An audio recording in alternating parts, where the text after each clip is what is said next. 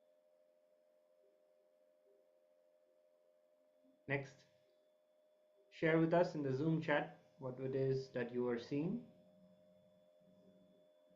Take a few moments and just write it down.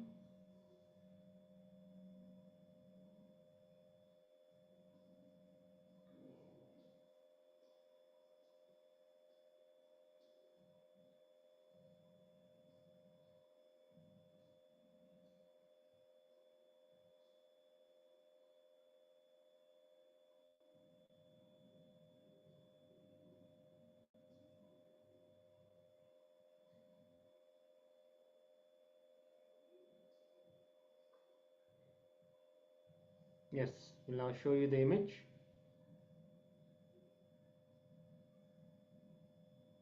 This is a flying bird. If you saw the bird, or if you saw some flying object, or the greenery behind, and the blue colors, the green colors, and the white colors behind, let us know. Then you're also manifesting the powers.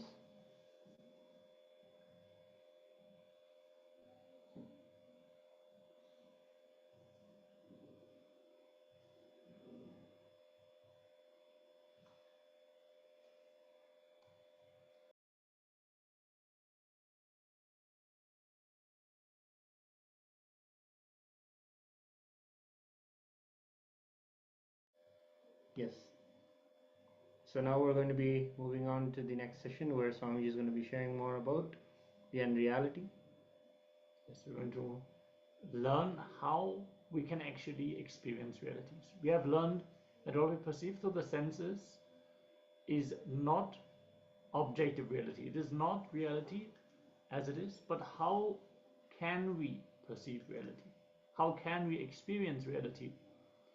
Requesting everyone to be in a space of listening and restful awareness as Swamiji is sharing more and more insights into reality.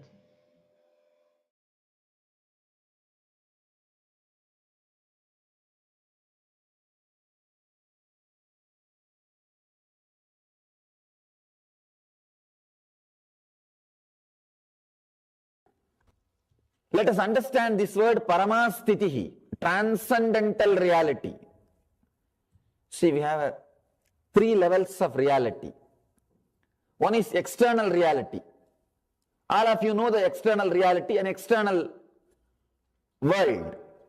Whatever you call as the law of the country, whatever you understand as the law of the society, the way in which you relate, live with the outer world, this is called external reality. You have to pay your bills, you have to do your job, you have to eat, you have to sleep, you have to carry on with your regular life. The external reality. All of you know about the external reality. Second thing, internal reality. Sometime when you grow deeply, when you go deeply, when you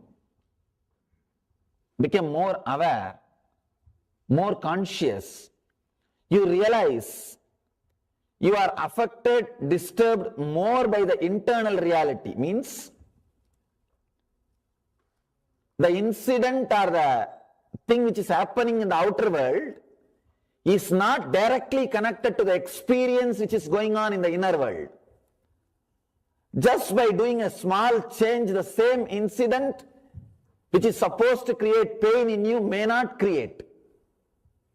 Sometimes, if you just avoid the words which constantly says pain, pain, suffering, suffering, you will escape from the pain which you may go through if you don't use that method. For example, the incident, usually it may create suffering or pain in your inner world, inner space. If you are little intelligent and careful not to allow those words from the beginning, if you are that much aware or conscious, to stop the word before it surfaces to conscious layer, you can escape from the suffering. If you become a little aware, you will know how to play with your inner reality. Means, you will be more balanced. The outer world things will not be able to affect you. With these few experiences, you will realize the inner reality, the inner world is much more powerful than the outer reality, than the external reality. Only at this point, you start saying, world is Maya, it is illusory, it is unreal. Don't think, when Shankara says the world is unreal, it's not that it does not exist. It is there in front of us. If you go and hit your head on the wall, you will feel the pain. It doesn't mean that it's not there. Internal reality is much more stronger than external reality. That is what he means. When the internal reality is more stronger, when you are able to experience joy or peace or bliss just by altering your mental status, just by altering your mind, the internal reality becomes more stronger than the external reality. You experience the outer things are not creating such a deep impact on your being. You are more centered on your inner being. This is called internal reality. One is external reality, another one is internal reality. Means that the inner space becomes more real to you than the outer world. I have seen a great yogi. He will just sit in one place, and if he wants to call any animal, he will just create a particular kind of a sound. That animal will be there. And not only that, if he wants to break a stone, I have seen with my own eyes, he will just create a sound of hammer. If the hammer hits the stone, what kind of sound will be created? The same sound he will create with a special vibration, and I have seen with my eyes that stone will become two-piece. Just as if that stone has been hit by the hammer. I was shocked. How can this be? Not once or twice, many times I have seen. Same way, he will create a sound of the stone hitting a bird or something. If he wants to kill a bird, he just creates that sound through the tongue with that vibration. I've seen the bird will fall dead. It will drop dead. Same way, if he wants to get some fruit or anything, he will just create a sound, and as if a stone has hit that fruit will fall from the tree. I asked him, how could this be possible? He told a beautiful truth. The whole world is just vibration. The whole thing is just vibration. If you know how to handle the light particles and sound particles, understand? The light particles and sound particles.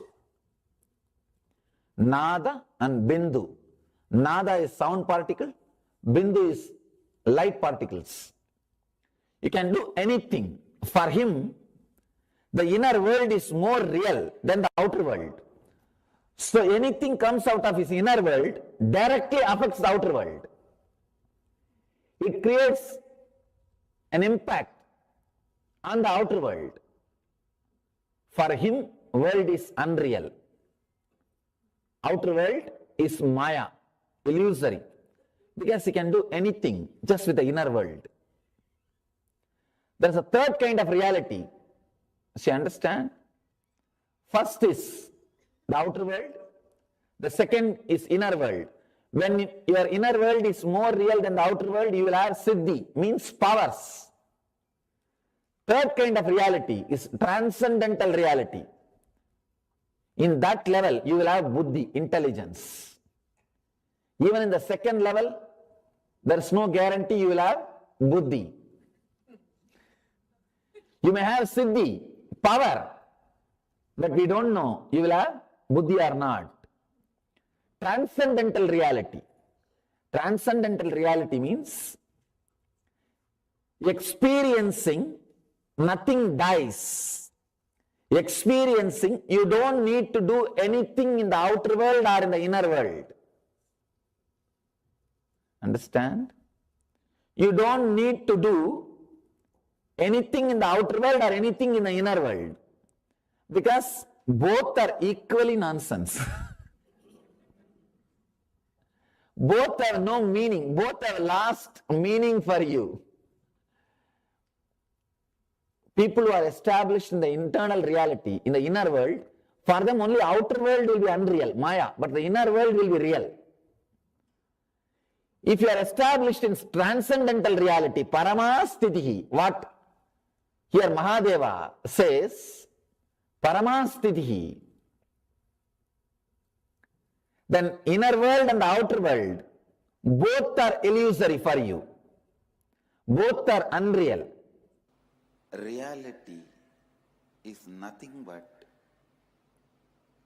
your alliance with real.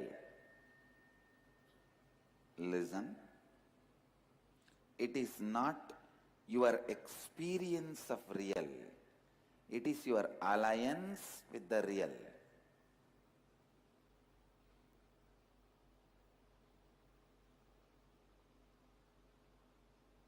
Whatever is real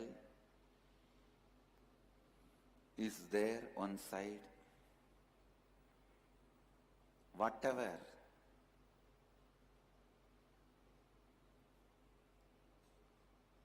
you need to experience, you want to experience, is there one side. These two having alliance and coming to some conclusion is reality.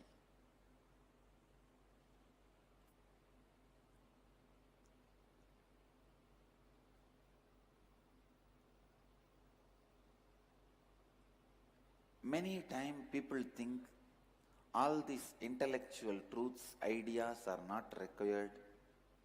I tell you, no. Your whole life is nothing but intellectual clarity. Why you don't go and put your hand in the electricity? Because you know you will be killed. Why you don't go and put your hand in the fire? Because you know you will be killed. So intellectual clarity, intellectual understanding is required for life.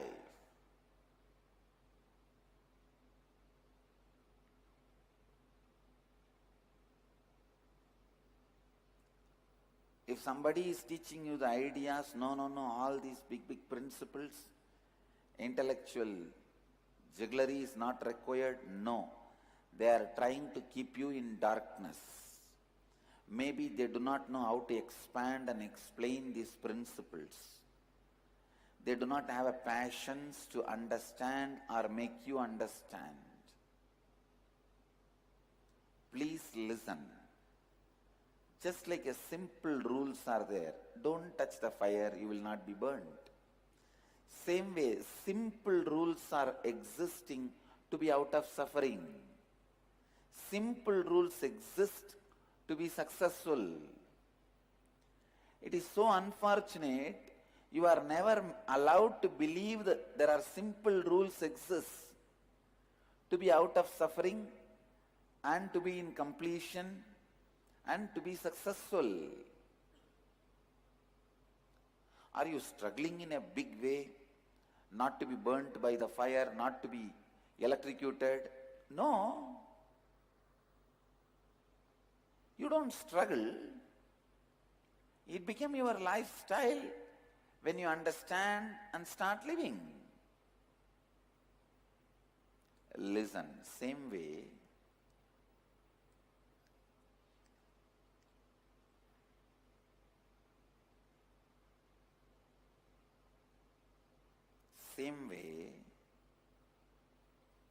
there are simple rules to make what you want as reality, to make your life as you want, to be successful in the life. It is so unfortunate. Neither we have been told it is possible, nor we try to make it possible. So we continue to suffer and we think, all this knowledge, all these ideas, not for me. I am an ordinary housewife, I am an ordinary man, householder. How will I be able to understand all these things? Can you say, I am an ordinary electrician, how can I understand about electricity? It's okay, let me be electrocuted. No. I am an ordinary housewife, I just cook every day. How do I know about anything about fire? Let me get burnt. You can't say. When you are about to cook, you learn the rules to handle fire. When you are about to become electrician, you learn the rules of electricity. Better learn to make your reality before you enter your life.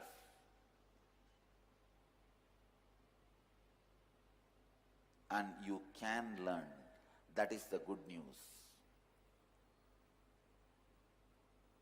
It is not as difficult as it was told to you. That is the good news.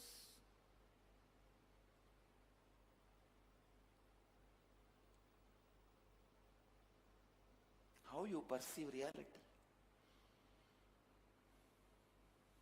Reality is nothing but your alliance with real. First line, first tattva you need to know is, whatever you experience as reality is only possibility. Please listen. If you are experiencing your reality as rich, everything good, that is also only a possibility for great which is supposed to come. If you are experiencing your reality as bad, poor, suffering, suffocation, that is also is a possibility for the worst which is going to come. Listen. Whatever you experience as reality is only possibility. If you are experiencing as good, the great possibility for better. If you are experiencing as bad, the possibility for worse. But do not ever think the reality you are experiencing is the reality. No. It is just possibility. If you are experiencing fear, be very clear. It is only a possibility for the greater fear which is going to come. If you are experiencing courage, be very clear. It is only the possibility for the greater courage which is going to come. Everything you experience as reality is just possibility. As you are only a possibility, not yet become reality. What you experience is also only a possibility, not yet become reality. Till you realize your reality, anything you experience is not reality.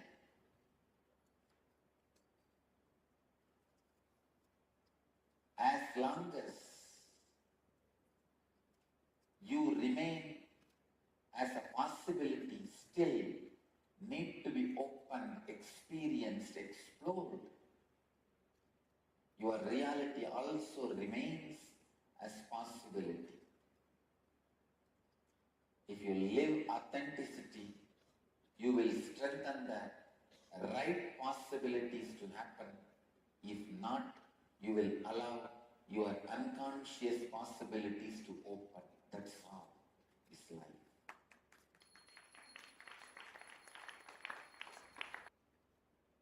One of the biggest mistakes you do in your life is you think you are still a possibility, but your life is a reality. That is why you feel weak. Your life is not a stone wall already built. It is a wax model getting ready. The reality you experience is not a stone wall already built. It is only wax model getting ready.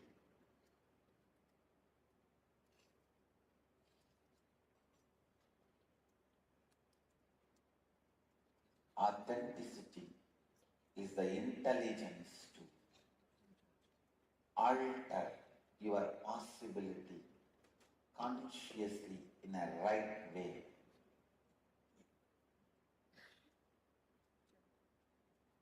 Listen, authenticity is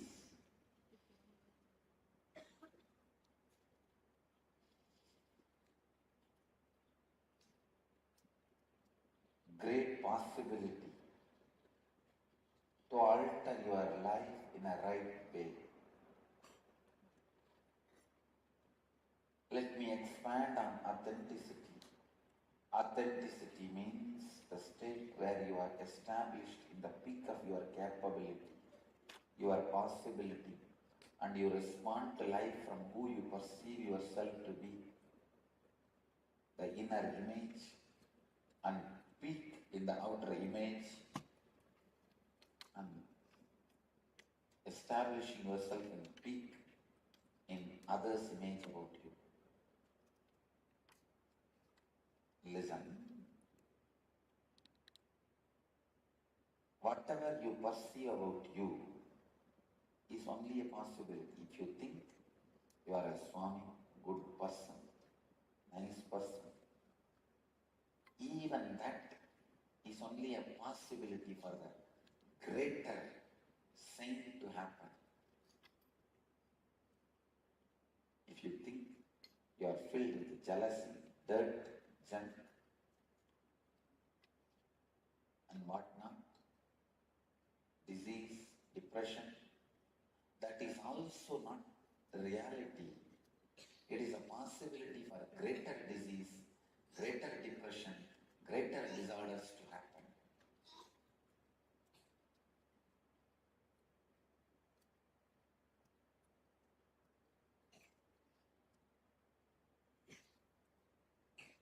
Now,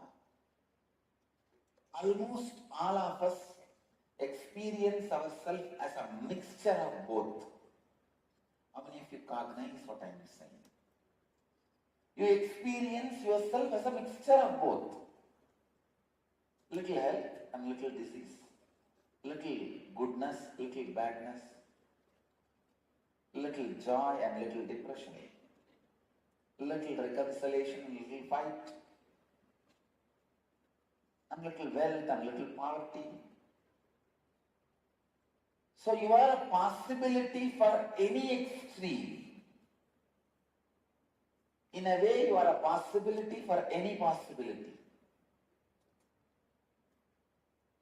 When you are in a state of possibility for any possibility, you are called seeker.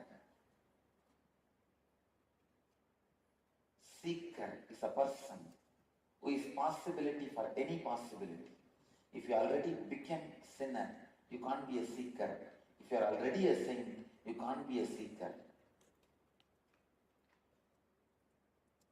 If you are perceiving the possibility of both as a possibility in your reality, you are seeker. Means do not know which side you are going to take. Do not know what is going life. I always tell people there are two things. One is Shakti to make your dreams into reality. That is what is miracle powers. Miracle power means you will have power to make your dreams into reality. That is Shakti. That's next thing, Buddhi, means realizing whatever is reality is nothing but your dream. Making your dreams into reality is Shakti. Realizing that your reality is nothing but dream is Buddhi, intelligence. If your search for Shakti leads you to Buddhi, then it is right. If your search for miracles, if it leads you to experience whatever is happening is a miracle, then your search is right. But if your search stops just in few miracle powers, you miss the real miracle, which is universe, which is existence.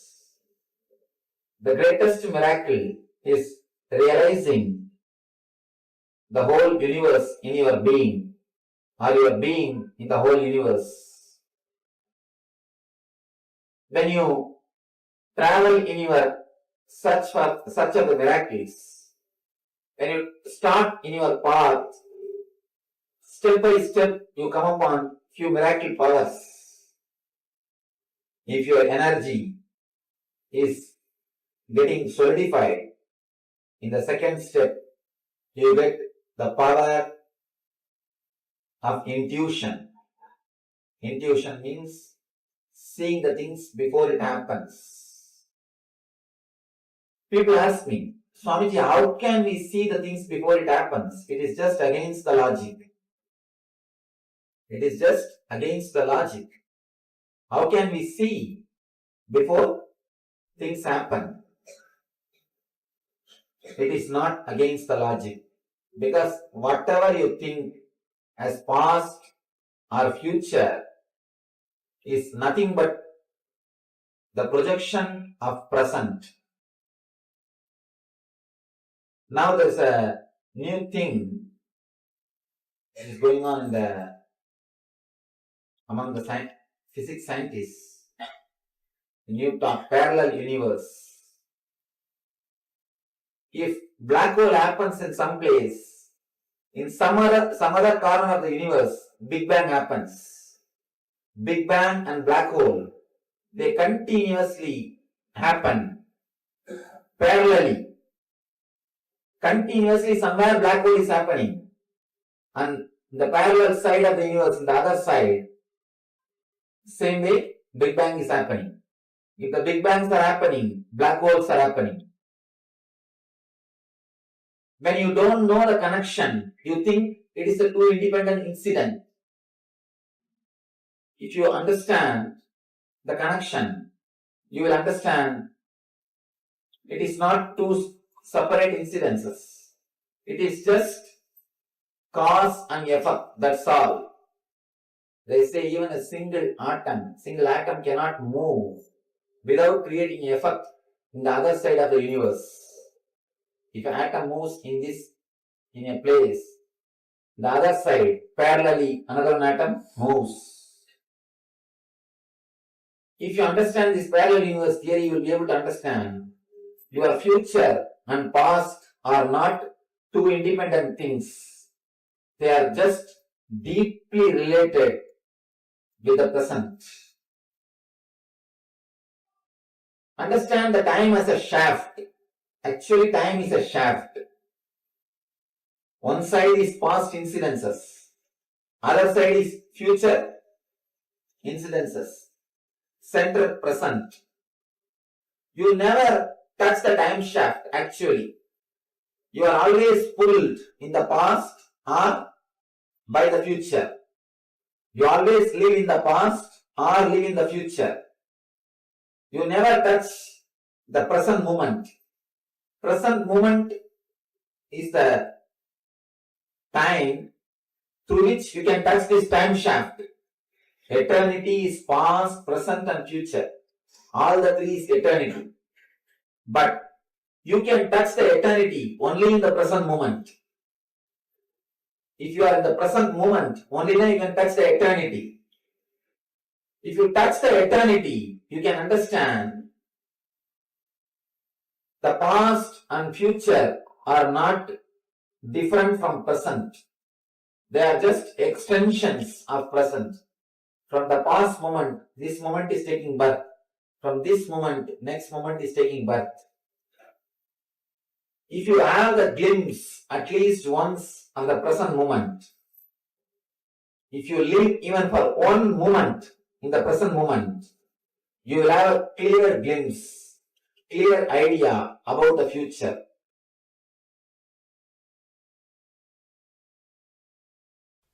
Please listen.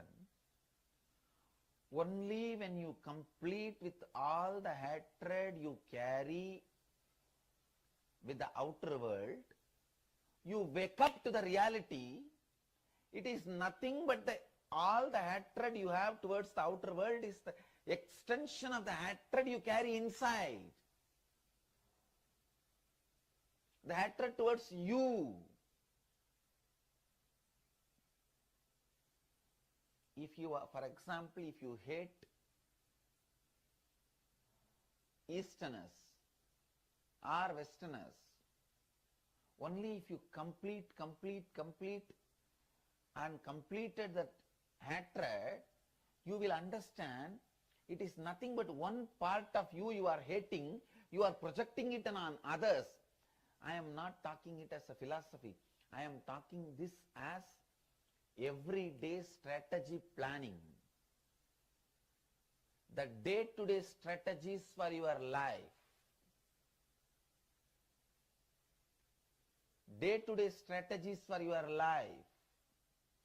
The first thing,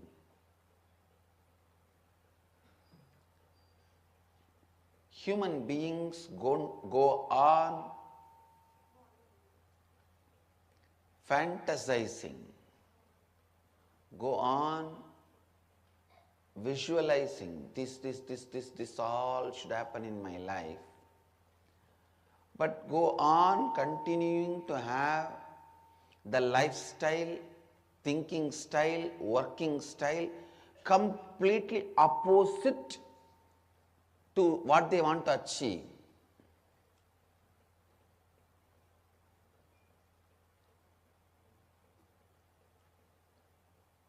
Listen. Want to have some things as a reality in the life, but working completely in the opposite direction. The thinking style, working style, everything completely in the opposite direction. This is what I call vasana.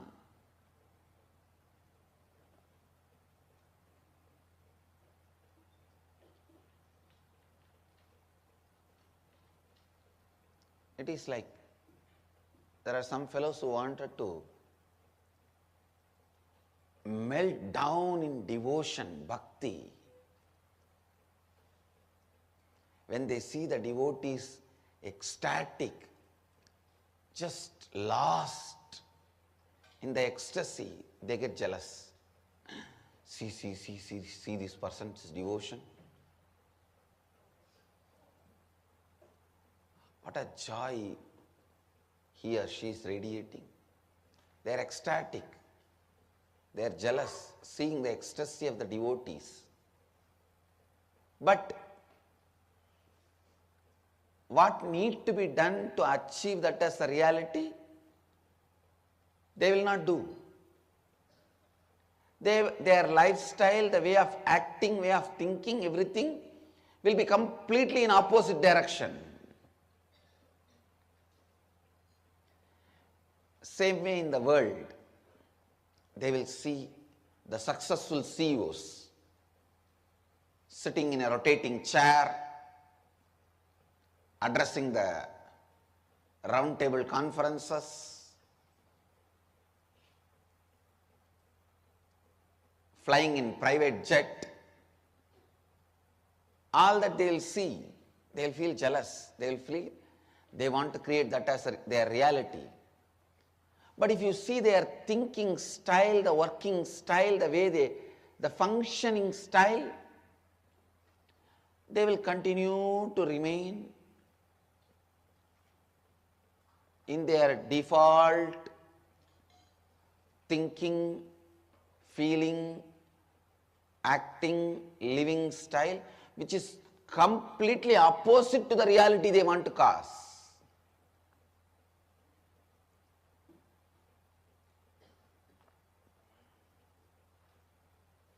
This is what I call vasana.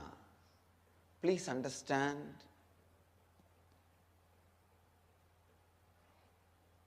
Immediately what binds you is vasana. For example, if you are put in prison,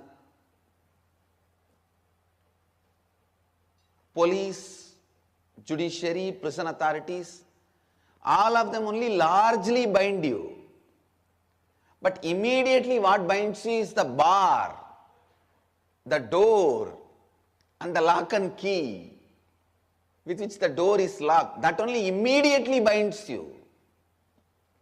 Same way, the maya, ignorance, all that only largely binds you. But vasana is the door, gate, immediately binds you. Many times you do not know who is that officer who convicted you or who is that officer who locked you up. But you will feel the suffocation, boundedness when the door is locked. Just like the door is the immediate bondage you experience. In the life, vasana is the immediate bondage. Understand?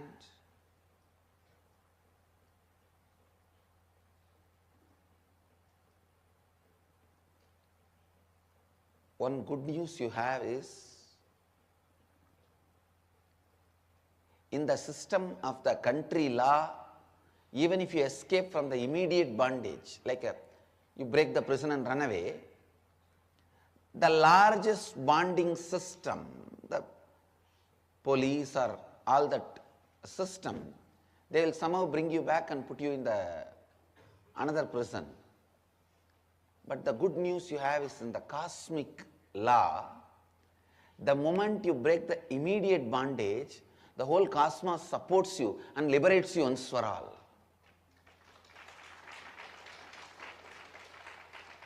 This is the biggest difference between the country law and the cosmic law.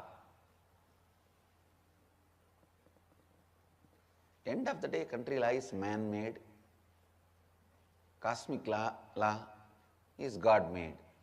Naturally, the purpose is different.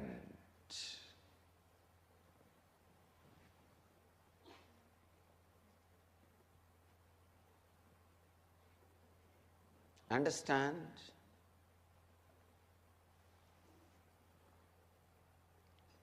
And ultimately, even country law cannot torture you when God wants to protect you.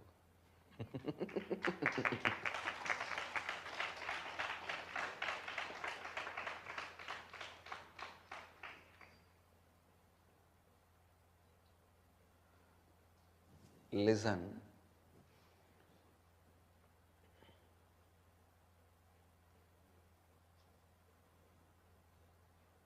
God has a space even in the hearts of the people who execute country law.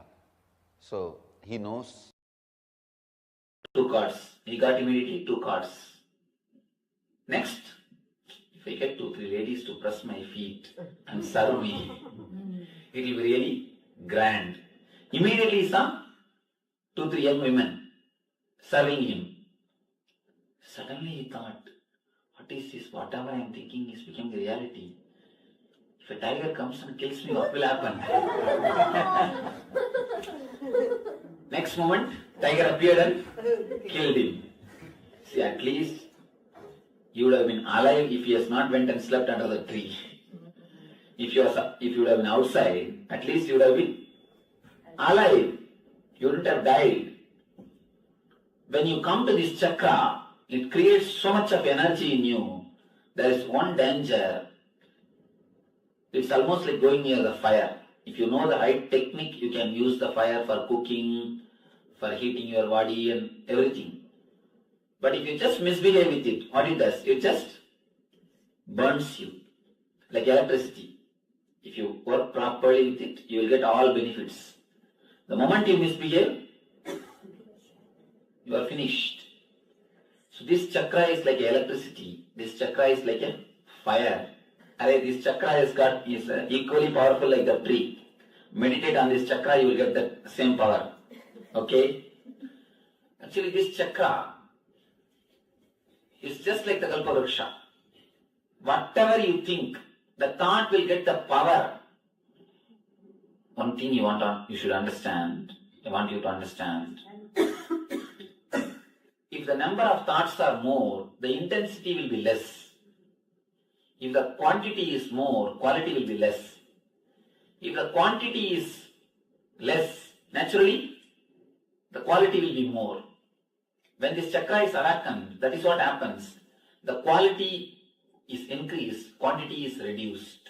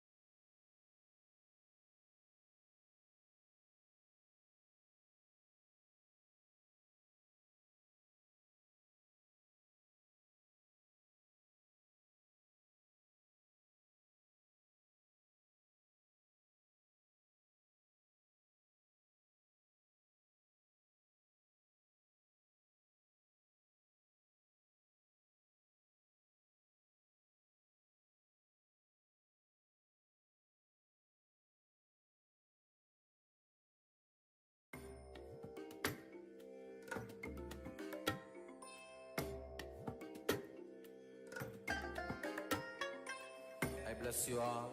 Let you all open all your three eyes and manifest the powers of Mahasadashiva. Om Nithyananda Paramashivoham. Om Nithyananda Paramashivoham. Om Nithyananda Paramashivoham. Om Nithyananda Paramashivoham. Om Nithyananda Paramashivoham. Om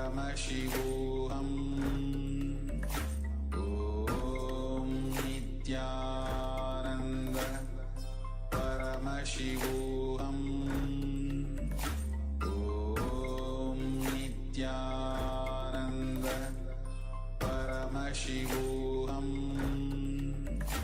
Om Nithyananda Paramashivoham. Om Nithyananda Paramashivoham. Om Nithyananda Paramashivoham. Om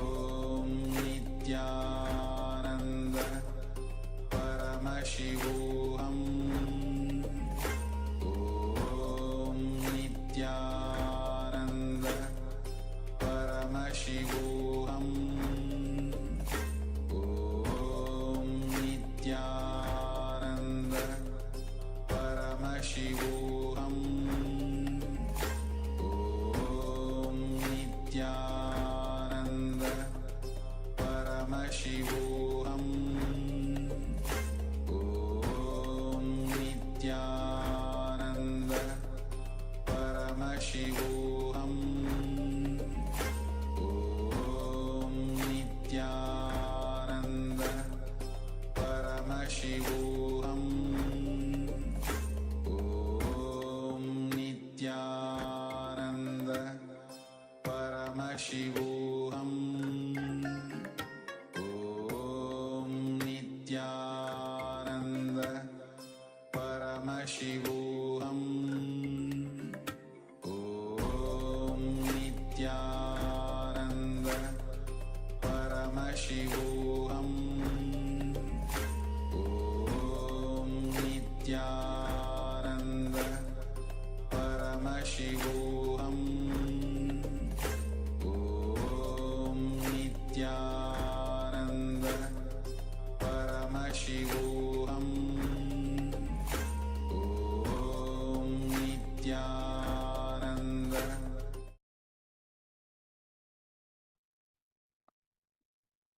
Yes. Please welcome. Please come back to your question.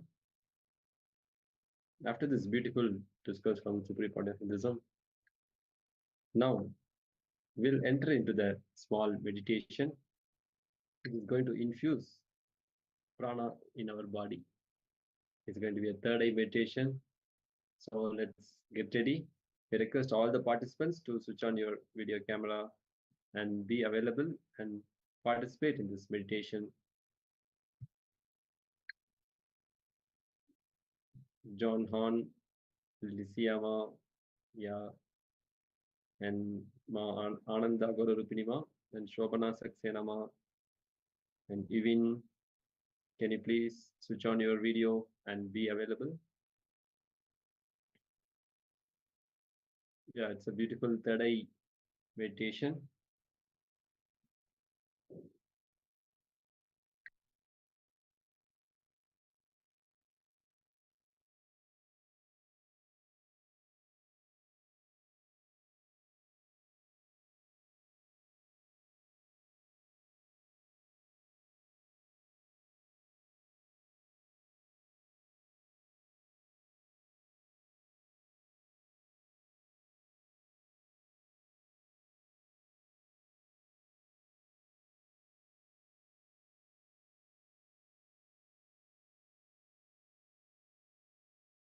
Okay, now let's get ready for the third eye meditation. You don't need to do the blindfold. Just keep your restful awareness between your eyebrows on the third eye and chant the Mahavakya. So I request all the participants to sit in a comfortable posture with the head, neck, and spine in a straight line. Close your eyes and keep the restful awareness between your eyebrows on the third eye. And start chanting the Mahavakya. Om Nithyananda Paramashivoham Nityanand परमशिवोऽहम्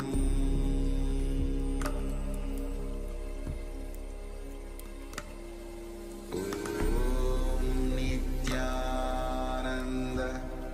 परमशिवोऽहम्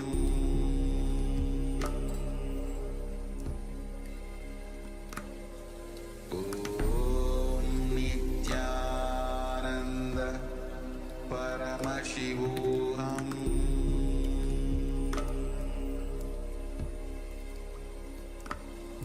ॐ नित्यानन्द परमशिवोऽहम् ॐ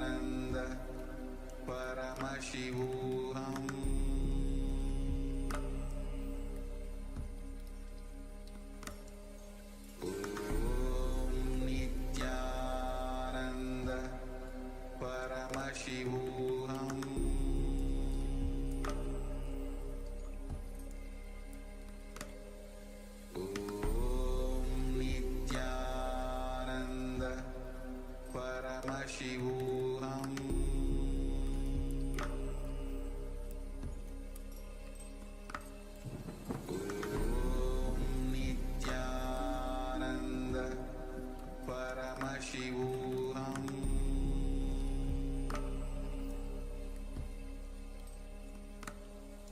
Om Nithyananda Paramashivoham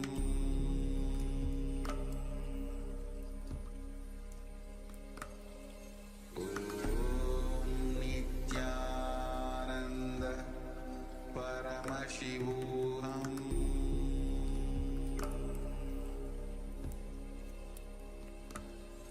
Om Nithyananda Paramashivoham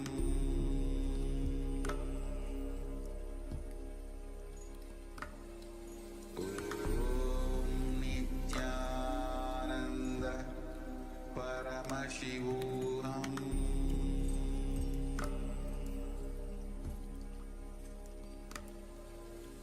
Om Nithyananda Paramashivoham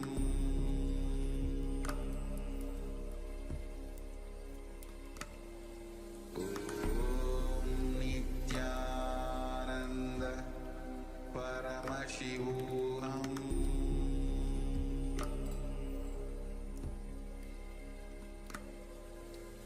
Om Nithyananda Paramashivoham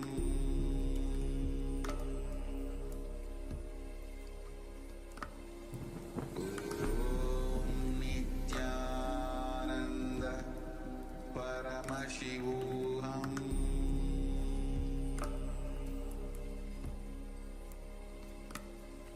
Om Nithyananda Paramashivoham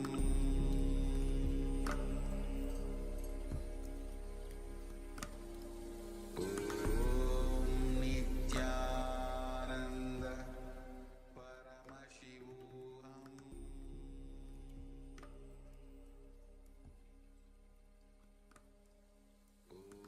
Please continue to meditate. Don't get distracted. Or don't fall into unconscious.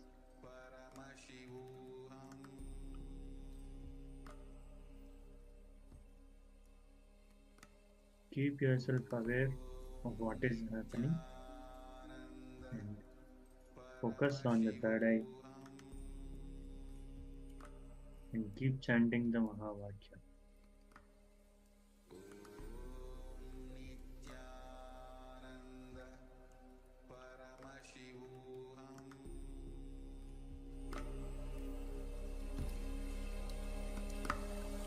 Om Nithyananda Paramashivoham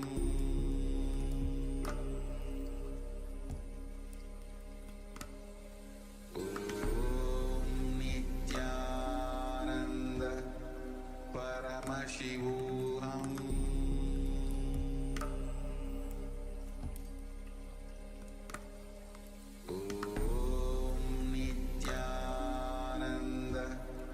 Paramashivoham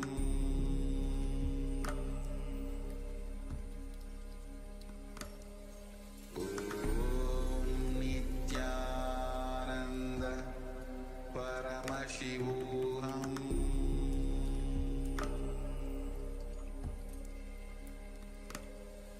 Om Nithyananda Paramashivoham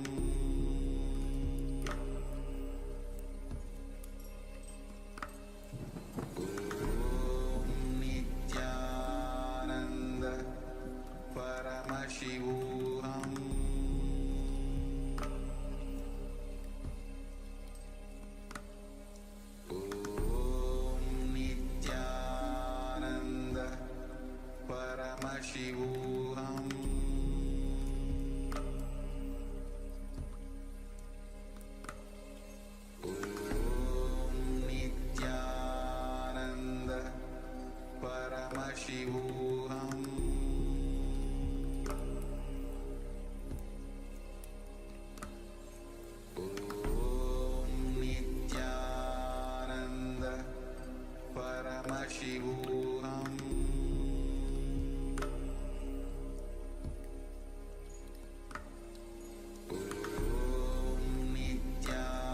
Nithyananda Paramashivoham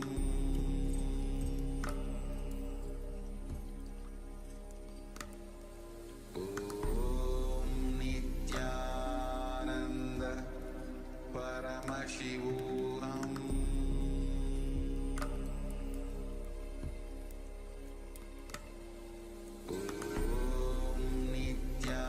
Nithyananda Paramashivoham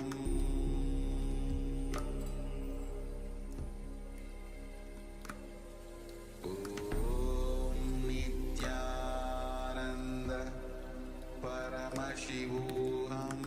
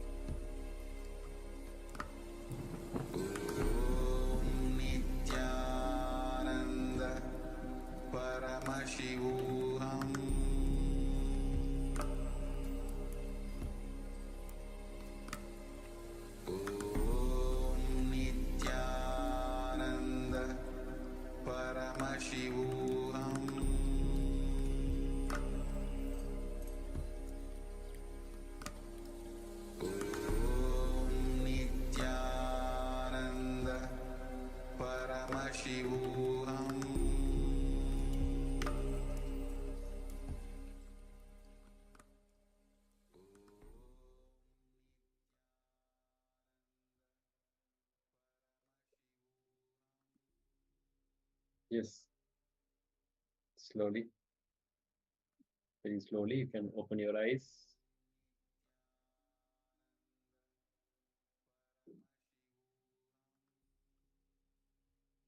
Now, with this space of oneness, with this third eye meditation, we'll enter into the power manifestation. This is going to be the power of third eye. You are going to manifest the power of decreasing the temperature of your partner's body. Please go ahead and select your partner. If you have a partner who is there physically, then that's good. If you don't have a partner, you can select the partner remotely. You can ask any of the Zoom participants also to be a partner for you for this power manifestation. Let's take a moment and get the partner.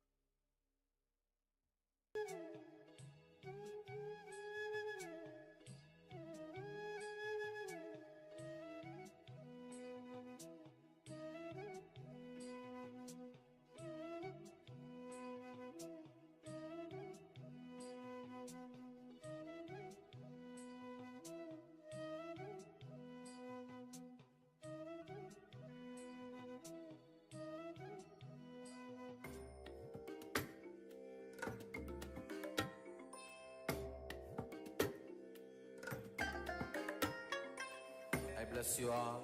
Let you all open all your three eyes and manifest the powers of Mahasudashiva. Om Nithyananda Paramashivoham. Om Nithyananda Paramashivoham. Om Nithyananda Paramashivoham. Om Nithyananda Paramashivoham. Om Nithyananda Paramashivoham. Om Nithyananda Paramashivoham. Om Nithyananda Paramashivoham. Om Nithyananda Paramashivoham. Om Nithyananda Paramashivoham. Om Nithyananda Paramashivoham.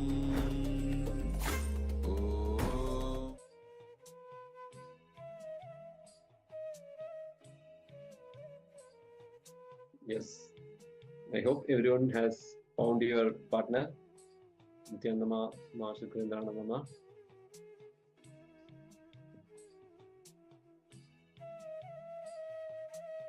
Yes.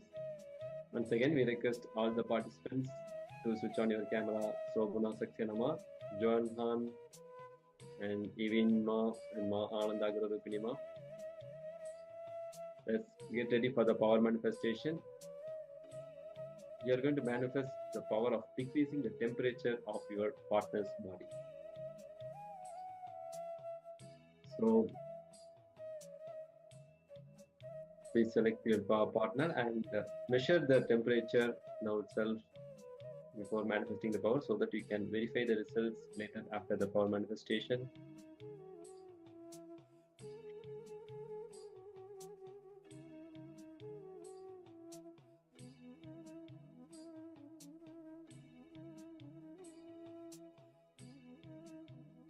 Okay, now let's get ready for the power manifestation.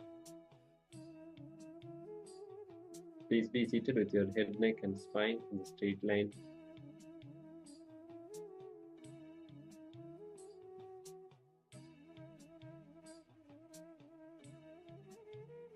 Bring your awareness between the eyebrows.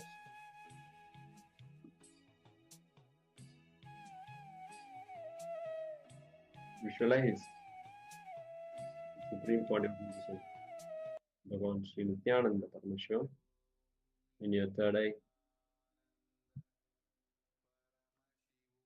And with the space of oneness, declare the change of temperature in your partner's body. And keep chanting the Mahavakya.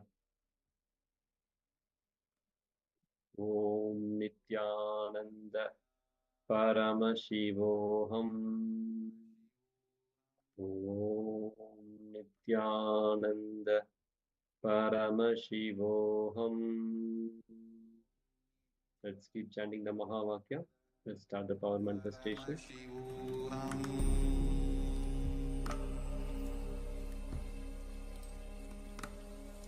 Om Nithyananda Paramashivoham.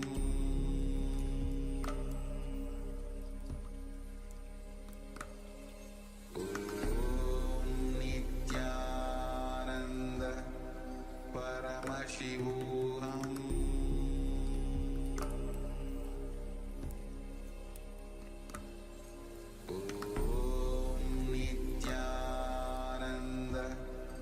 Paramashivoham.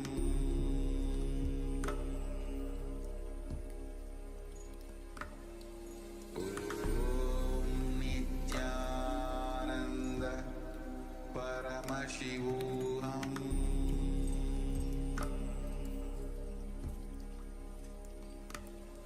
Om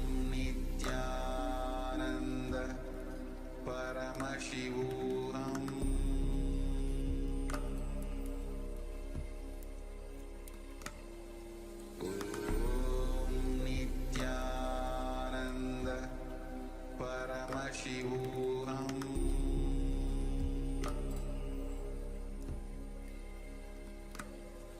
Om Nithyananda Paramashivoham.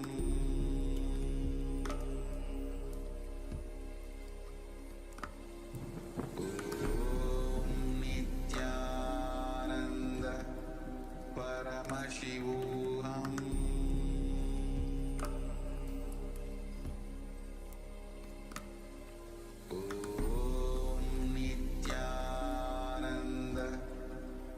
Paramashivoham.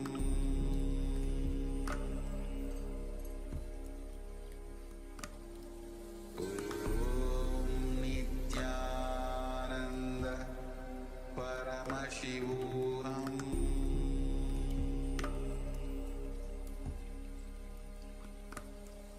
Om Nithyananda Paramashivoham.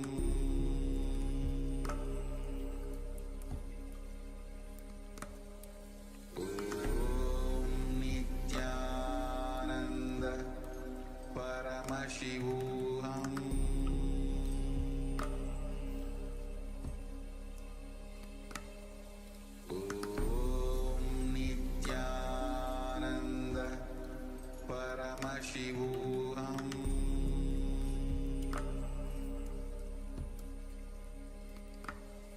Om Nithyananda Paramashivoham.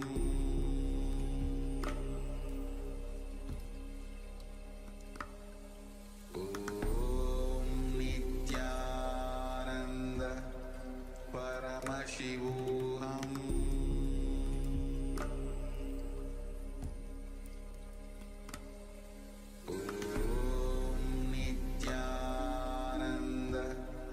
Paramashivoham.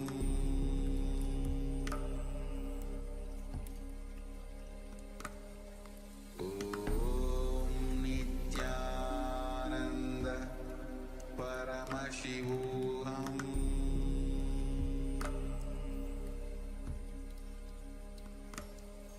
Om Nithyananda Paramashivoham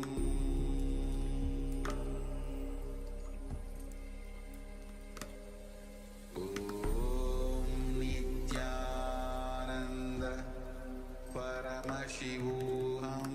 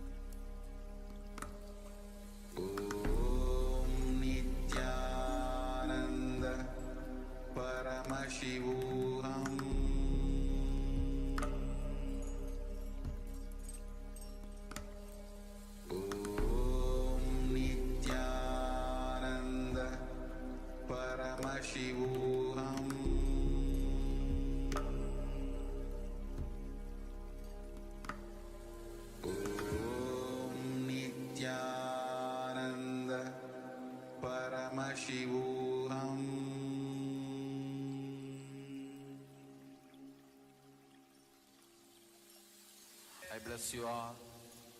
Let you all open all your three eyes.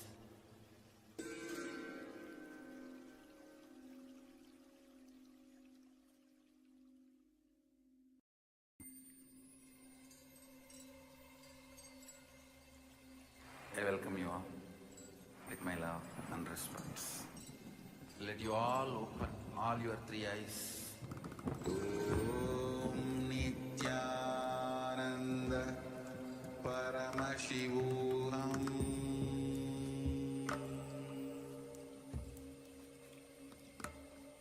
Om Nithyananda Paramashivoham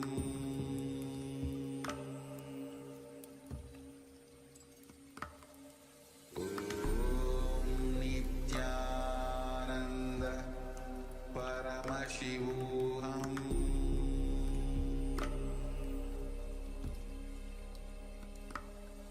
Om Nithyananda Paramashivoham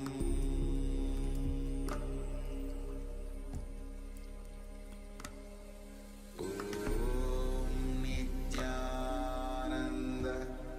Paramashivoham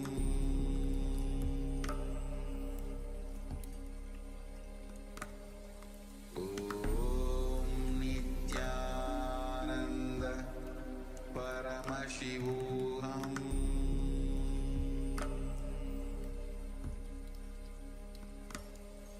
Om Nithyananda Paramashivoham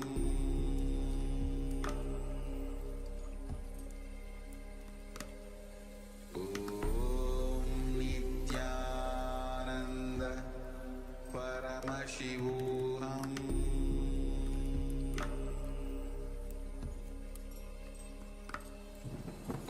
Om Nithyananda Paramashivoham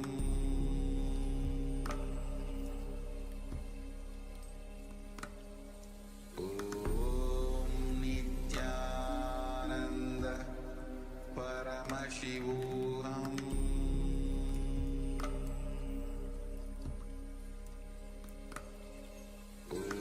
Om Nithyananda Paramashivoham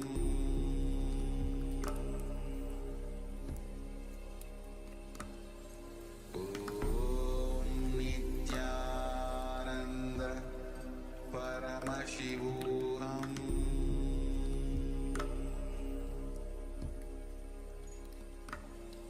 Om Nithyananda Paramashivoham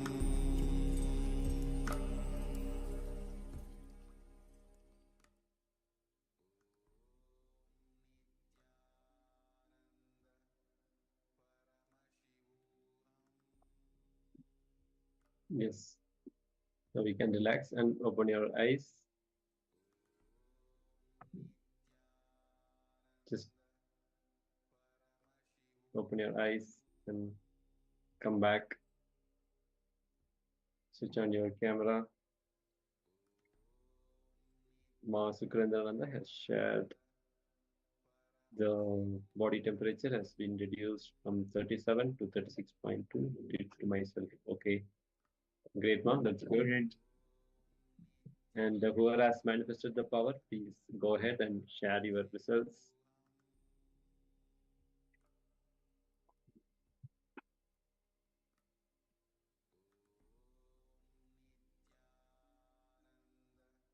Ma Bankhand, Yuma, Nithyanandam, can you please share your result, Ma?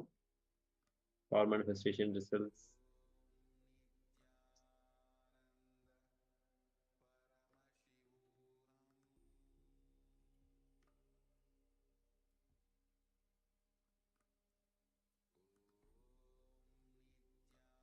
Okay,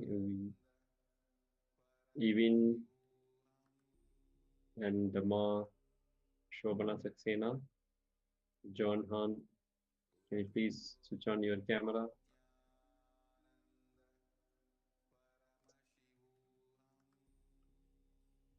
Okay. Okay, just to you keep posting your verification results of the power manifestation. Meanwhile, we'll enter into the further segments. Yes, now Swamiji is going to directly guide us through the Kriya. This is a Kriya for infection cure. So, those who have any infections, so if you do this Kriya for 21 days without stopping, so the infection will be cured. So let's come back to the space of listening and make yourself comfortable for this doing this kriya. Being sit on the floor with the mat and keep some space for you to do the pranayamas and stretches. So take few seconds to sit down and let's go into the kriya.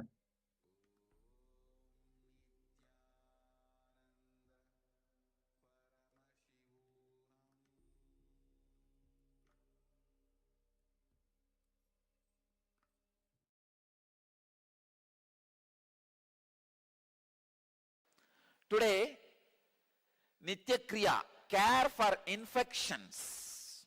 Please understand, when I was designing the Kriya for this, I realized infection is equivalent to cancer in yogic physiology. Please understand, in yogic physiology, infection is just too big disease. Please understand,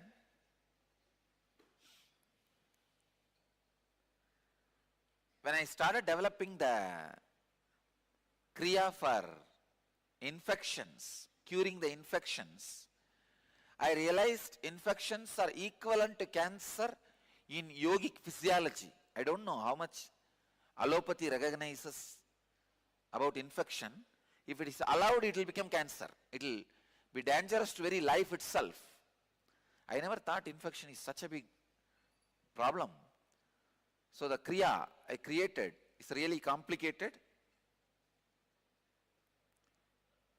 very difficult, but very powerful. Directly it can cure. Matsyendrasana first. Matsyendrasana is Garanta Samhita, second chapter, 22nd verse. I'll give the instruction.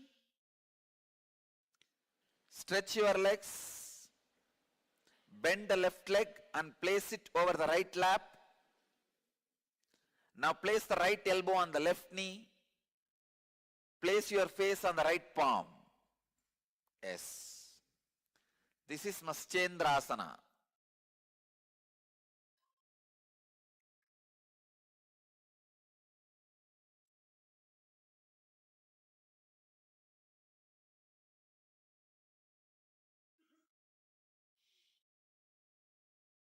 In Matsyendrasana, Plavini Kumbhaka.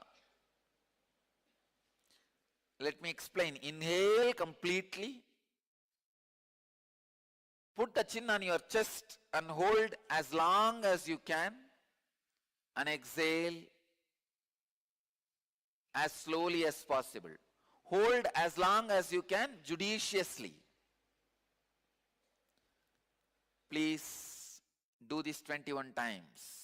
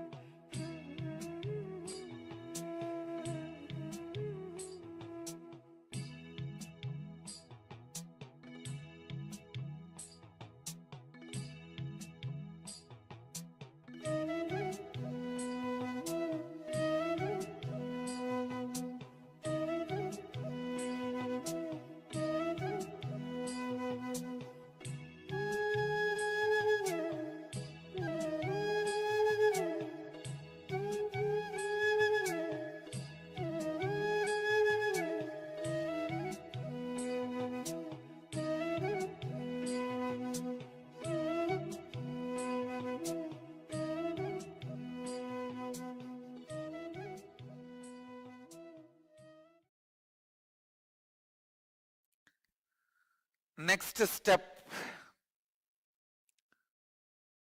do Jalandhara Bandha. Jalandhara Bandha is again the same thing. Putting your chin on the chest and holding the breath. Actually, when you do the same thing again, the timing becomes more. That is why the two different name. The capacity becomes more. So do the same. Means putting the chin on the chest and holding the breath as long as you can judiciously. Do this 21 times.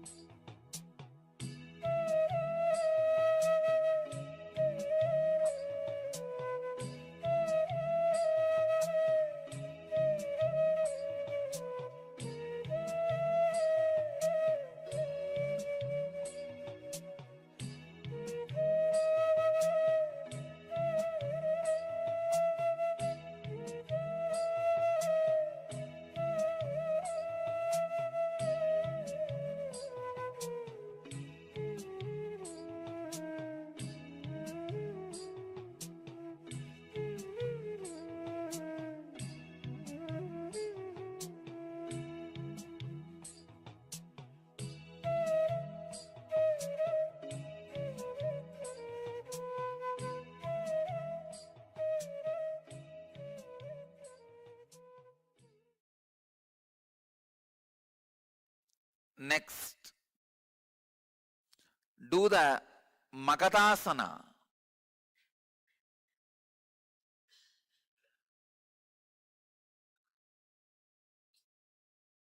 Keep the feet together.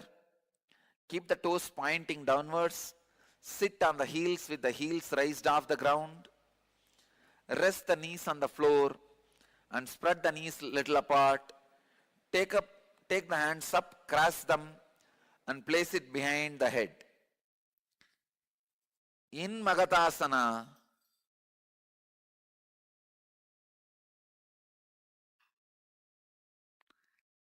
Kamala Kumbhaka.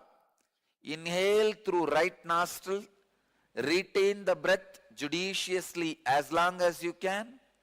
Exhale through the left nostril. Do this 21 times.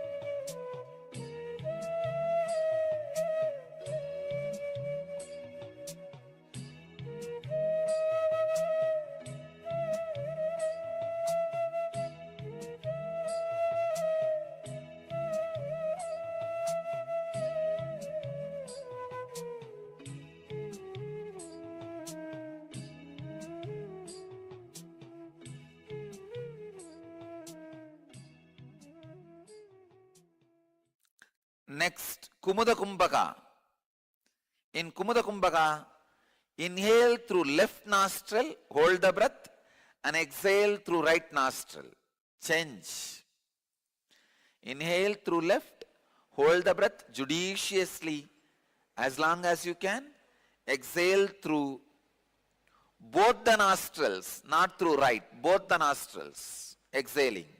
Do this 21 times.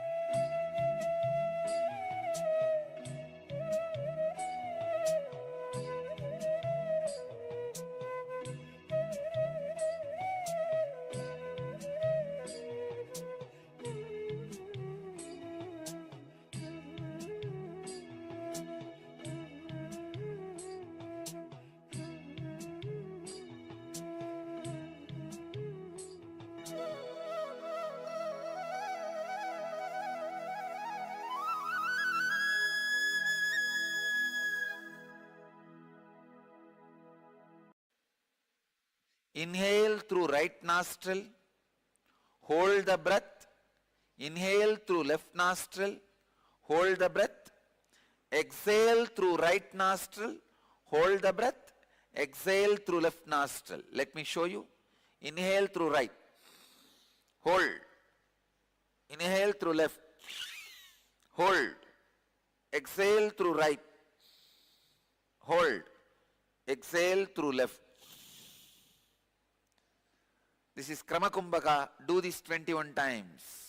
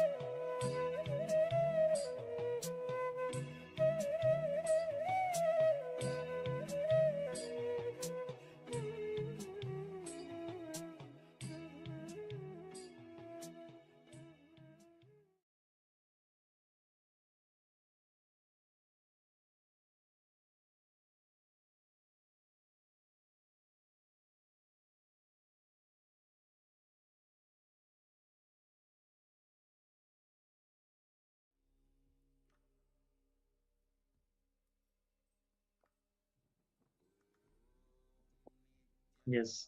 So after this powerful Kriya for the infection cure,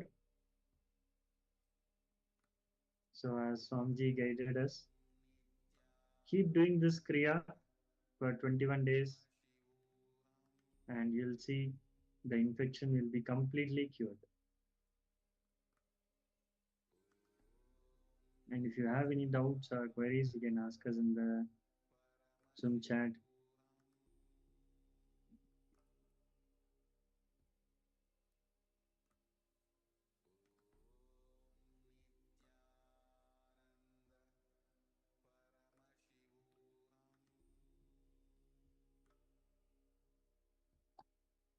So there's a good news for all. These kriyas, some of the kriyas are available in Enlighten app. Recently, we have launched the Enlighten app. So you can, in your Google store, you can search Enlighten app. So you can install locally and you can find these kriyas and practice whenever you want. Yes. So now we are moving on to the next segment. Now Swamiji is directly going to guide us to the awakening of the reality, awakening to the reality. So let's come back to a space of listening and let's listen to the powerful truths, powerful understandings about the awakening to the reality. So let's listen to the Supreme Pontiff of Hinduism.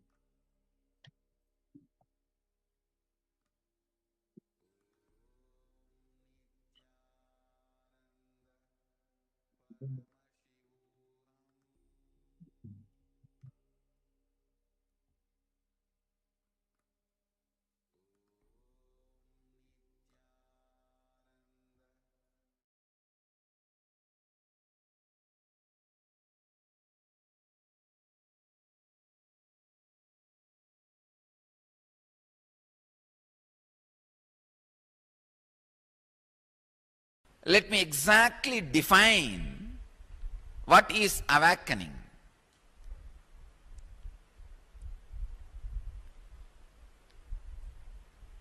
The experience which you carry about you, that I exist, should function through that part and connect with the reality.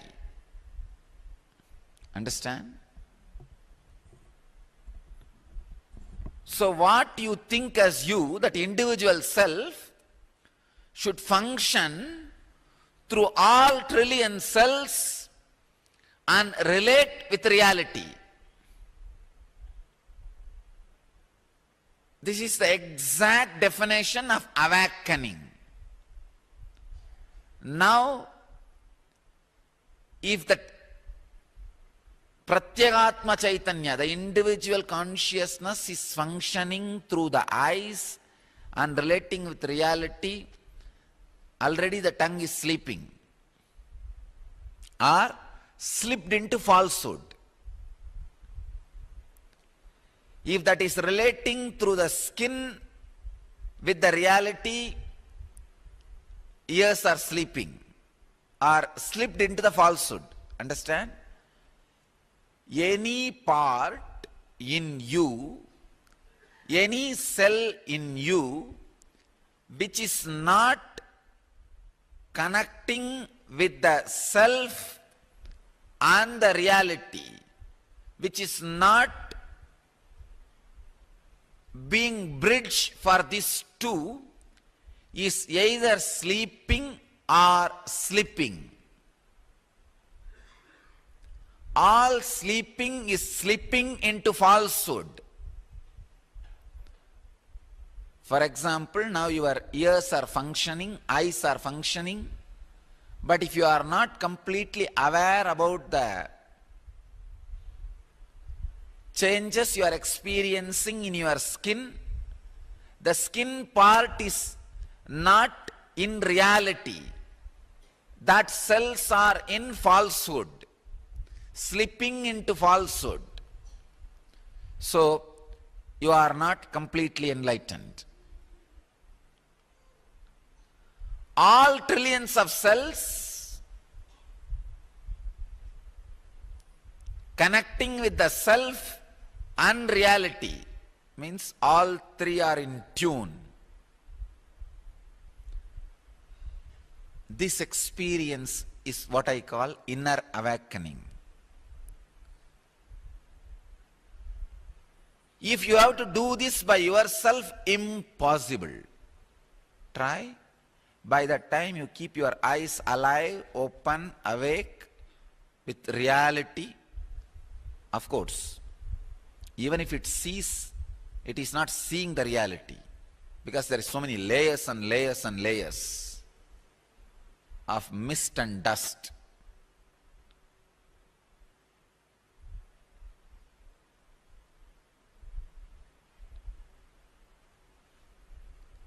Even if it is hearing with layers and layers and layers of morphed, misrepresented, manipulated words and visions.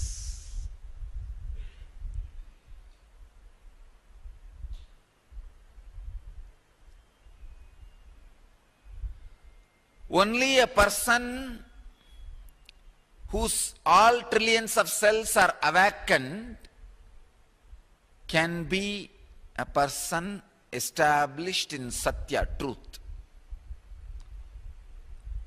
Till then, everything is mithya. Till then, everything is mithya.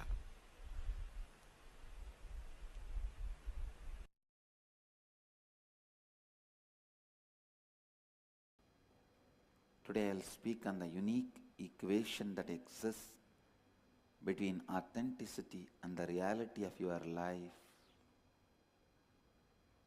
When you expand what you think as you, directly you expand what you project as you, and you also expand and fulfill what others expect from you.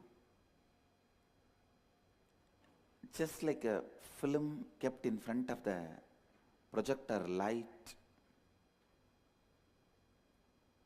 is seen as a reality in the screen,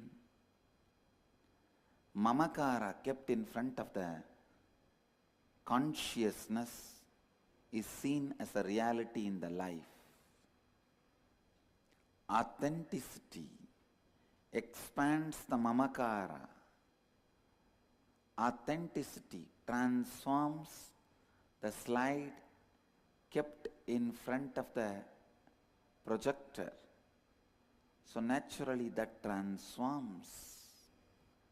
When you start working on authenticity constantly, every day you are reminded of expanding your mamakara, what you perceive as you, what you experience as you, what you feel as you. When you expand continuously what you feel as you, what you perceive as you, when you are working on what you perceive as you, I tell you, so much miraculous changes will happen. The way you experience your reality, life will change. How the life responds to you will change. How you perceive the life will change. Everything will change. A small incident which happened in my own life. I had a driver, he's a fanatic Hindu. That is the only, just for that reason I have to stop him. Good guy, highly dedicated, but fanatic Hindu. Every day he used to take me in a route to my city center to ashram. We have two ashrams in Bangalore. One is the main ashram headquarters, and one is small city center. And in the route, one day I wanted to go to some other place. So on the way, there's a big mosque. I told him to take a right near the mosque. He says, no, there is no mosque, Swamiji. What are you telling? I told him, Ari, there is a mosque. I told the place where the mosque is there. He said, no, there is no mosque. Then I told him the exact hotel next to which the mosque is there. He said, no, there is no mosque, Swamiji. Only one Anjaneya temple is there. I said, all right, next to the Anjaneya temple only, take the right. The thing which you need to understand is, the mosque is 5 times bigger than the temple. 6 months he is going by the same route. His mind is recording the temple, but his mind has not recorded the mosque. When we went there, he himself was shocked. He said, Swamiji, first time I am seeing the mosque. I do not know how I travelled on the same route for last 6 months. First time I am seeing this mosque. Actually, you also do so many times the same mistake. You see the world based on your conditionings, based on your identifications. You don't see whatever exists. You see what you want to see and the way in which you want to see. Any incident, any person or any situation, you see only as you want it. The modern day psychologists, they prove you see only 2% of the happenings around you. If 100 things are happening around you, you see only 2%. And that too, what you wanted to see. Not everything else. So all our judgment, all our thinking, everything is based on what you want to see. Everything is based on the way in which you wanted to see. There's a beautiful concept in Vedanta. Drishti Srishti means seeing what you want to see. Not seeing what is, seeing what you want. In our life, we see only what we want to see.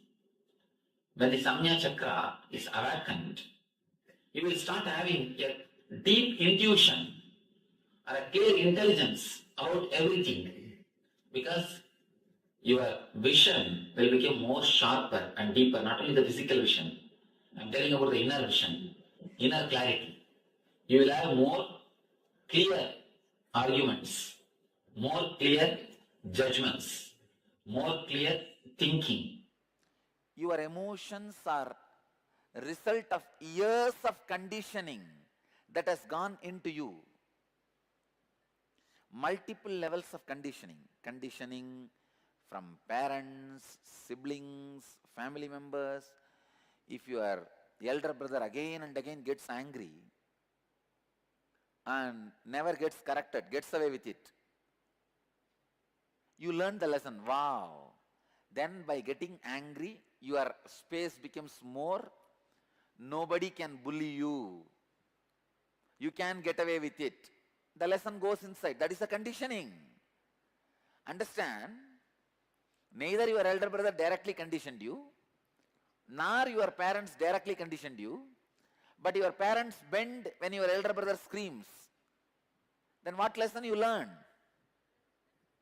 Yes, by screaming, I can get my way. I can get what I want. You are now conditioned. The multiple level of conditioning, same way. How my brother gets attention, how my sister does not get attention. All these conditions you. The multiple level of conditioning, your whole personality itself is a result of your parental and social conditioning. Parental and social conditioning. Attention need is one of the fundamental childhood conditionings. Parents use fear, and greed as a tool to control you. For example, when you eat, they say, what a good boy you are. And they will tell you also, if you don't eat, you are a bad boy. How can that make me bad boy? Of course, unfortunately, you can't think at that time. So if they tell you you are bad boy, you are bad boy, that's all. If they tell you you are good boy, you are good boy, that's all. Just to break this one conditioning, it takes almost 1 year for me with my ashram. They have to get out of the words uttered by others and have their own understanding about themselves. Just for this one thing, it takes 1 year for me. Human beings are so deeply conditioned by the words uttered by the parents. Unfortunately, they try to project their parents on me. I tell them, no. I am neither your father nor your mother. I am beyond. I am not going to be your father figure. No. I don't want to do that sin of conditioning you. It is time. You need to look in. The childhood attention need knots, conditionings. Understand? The original sin is not Adam eating that apple. No. The original sin is parents conditioning the kids. The first conditioning starts with the attention need. How your parents control you? Just see, if you are crying, if you are crying constantly, you are a bad girl. You keep quiet. That is where the basic conditioning starts. As far as I am concerned, when a child laughs, you should allow it to completely laugh. When a child cries, you should just allow the child to cry completely. The dreams and the imaginations disturb the Muladhara chakra. Muladhara is disturbed by the load of your imaginations. See, when you understand this one idea, only this one idea, nothing else is necessary. This one chakra is enough. You can come out of the 80% of the problems. The energy of your being, 80% of your energy will be completely released. It will be available to you for the use. 80% of our energy is just black because of this one chakra. Not because of anything else, just because of this one chakra. If this one chakra is opened, if this one chakra is touched, if this one chakra is energized, 80% of your energy will be available to the creativity. Otherwise, all the energy will be blocked in the imaginations. All the energy will be blocked in the images, image collecting, which you have collected on the Muladhara. You will see 80% of your energy is available for the creativity. It will be available for your business. It will be available for your art. It will be available for your life. It will be available for your reality. So, this is the chakra, which means a beautiful, deep understanding and a powerful meditation technique. To awaken this chakra is given by Shiva to burn the images which we have collected in Muladhara, to live with the reality. See, not only with the wife, with the family members, people have got imagination. Many people have got the imagination, even with the gurus. Many people come to meet me. Before they come and meet me, they have heard a lot about me. They listen that this Swami can give life, this, that, many things they listen. When they listen everything, they imagine about me with a big beard and an elderly man sitting on a throne. They imagine all these things. When they come to, really it has happened many times. They hear about me, and when they come to meet me without seeing my photograph, they simply feel that they are at lost, they are shocked. Once it really happened when I was sitting outside the ashram. Once I was sitting outside the ashram,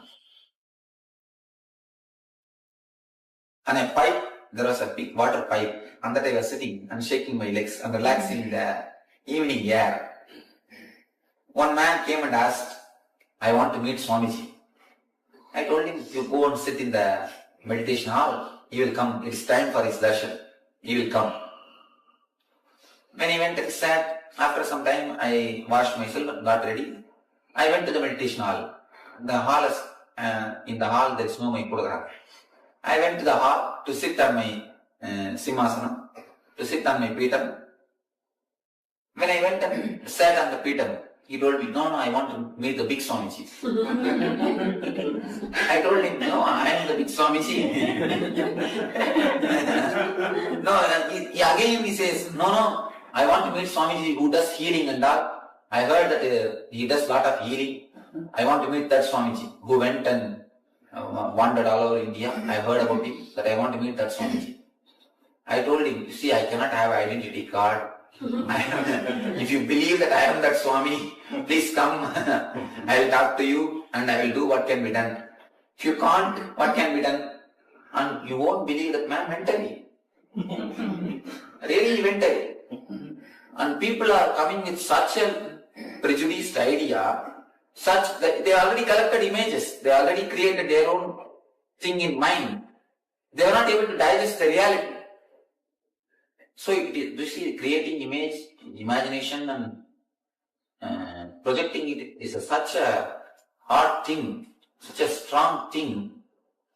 It needs tremendous intelligence to live with the reality. Most of the time we miss the reality. We look at the reality in a distorted way. See, you wear a green glass. If you wear a green glass and look at the world, how it will look? Green. And not even a green glass. The glass is broken here and there. And you are looking through that glass. What will happen? The whole world will look like a distorted thing. That is the way we look at this world. That is the way we see the reality. That is the reason we feel God is not doing justice to us. See, God is the energy which can do so much, not only that, which is doing everything. See, we believe that God can do everything, but only thing we don't believe God has got enough buddhi to do everything. See, we believe God has got Shakti to do everything. We know that God has got Shakti to give what we want, but we don't believe God has got buddhi to when to give. That is what is our problem. We believe He has got Shakti, but we don't believe He has got buddhi. The same way, we just project our own things on the others. The projection and the imagination is what blocks this chakra. And the tremendous energy, more than 80% of your energy is just locked and hanging on this chakra. If you can be released at this chakra, you will see the unemptiable or the perennial source of energy is touched by your life, by your being. There is a technique by Shiva in Tantra to awaken the Muladhara chakra. This is a highly powerful technique which directly touches the Kundalini and awakens the energy centers of our body. This is a very powerful technique. When your imaginations are burnt, completely your miseries are burnt, you will have no more problem. Many people come and tell me, Swamiji, I love my wife, that is the reason I mold her. Never tell that lie. You see, there is a two things. One is wife, another one is mold. If you love the wife, you will change the mold. You love the mold, that is the reason you change the wife. You understand? If you love the wife, you will never change the wife, you will change the mold. You are loving the mold, that is the reason. Change the wife. Never say that I love her because I love her, I change her. No. This is a powerful technique to burn all the imaginations, to give you the clarity and accept welcome the other as they are. Accept and welcome the life as it is. Enjoy the reality as it is. It's a beautiful technique.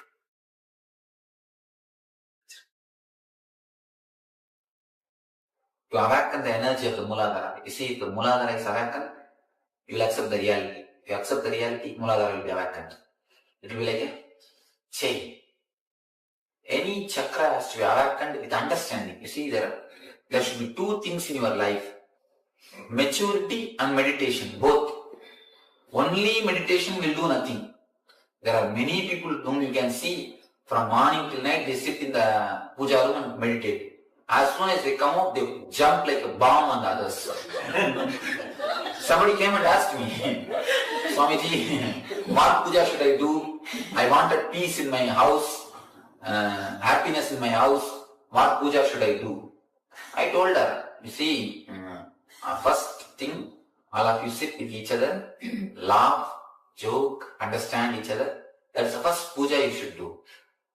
She told me, no, I am already doing Varalakshmi puja. Should I do Vaibhava Lakshmi puja also?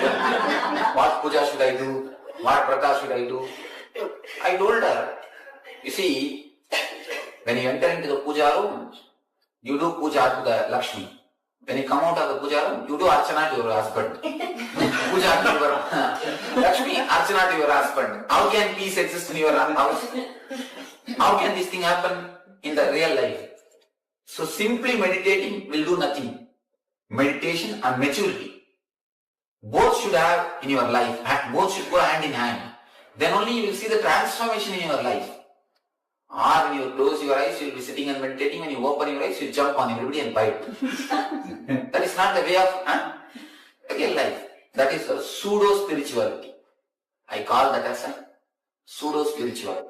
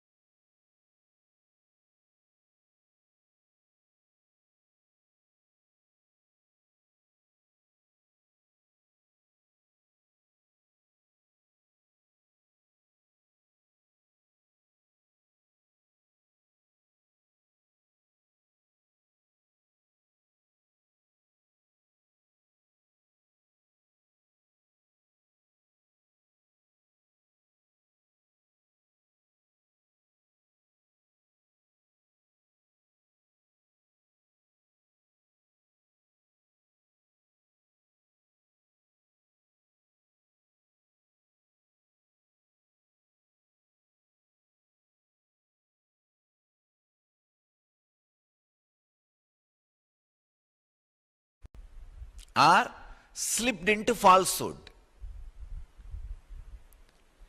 If that is relating through the skin with the reality, ears are sleeping or slipped into the falsehood. Understand? Any part in you, any cell in you which is not connecting with the self and the reality, which is not being bridge for these two, is either sleeping or slipping. All sleeping is slipping into falsehood. For example, now your ears are functioning, eyes are functioning, but if you are not completely aware about the changes you are experiencing in your skin, the skin part is not in reality. That cells are in falsehood, slipping into falsehood. So, you are not completely enlightened. All trillions of cells connecting with the self and reality means all three are in tune. This experience is what I call inner awakening. If you have to do this by yourself, impossible. Try. By that time you keep your eyes alive, open, awake with reality. Of course, even if it sees, it is not seeing the reality, because there is so many layers and layers and layers of mist and dust.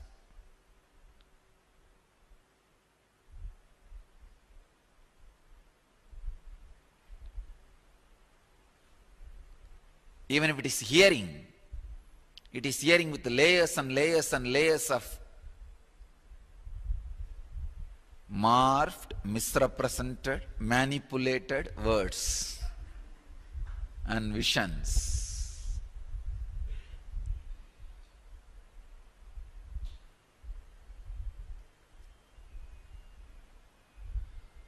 Only a person whose all trillions of cells are awakened can be a person established in Satya, truth. Till then, everything is mithya. Till then, everything is mithya.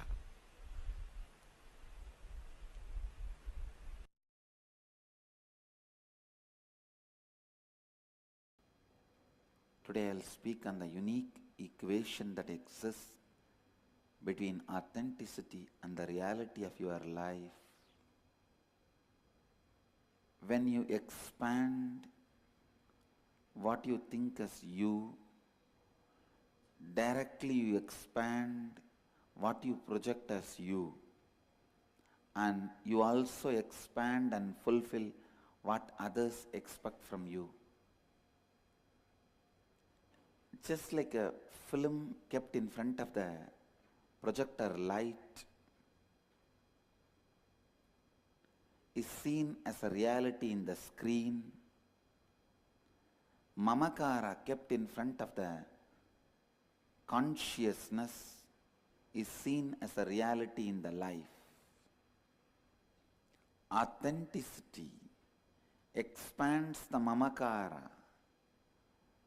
Authenticity transforms the slide kept in front of the projector. So naturally that transforms. When you start working on authenticity constantly, every day you are reminded of expanding your mamakara, what you perceive as you, what you experience as you, what you feel as you. When you expand continuously what you feel as you, what you perceive as you,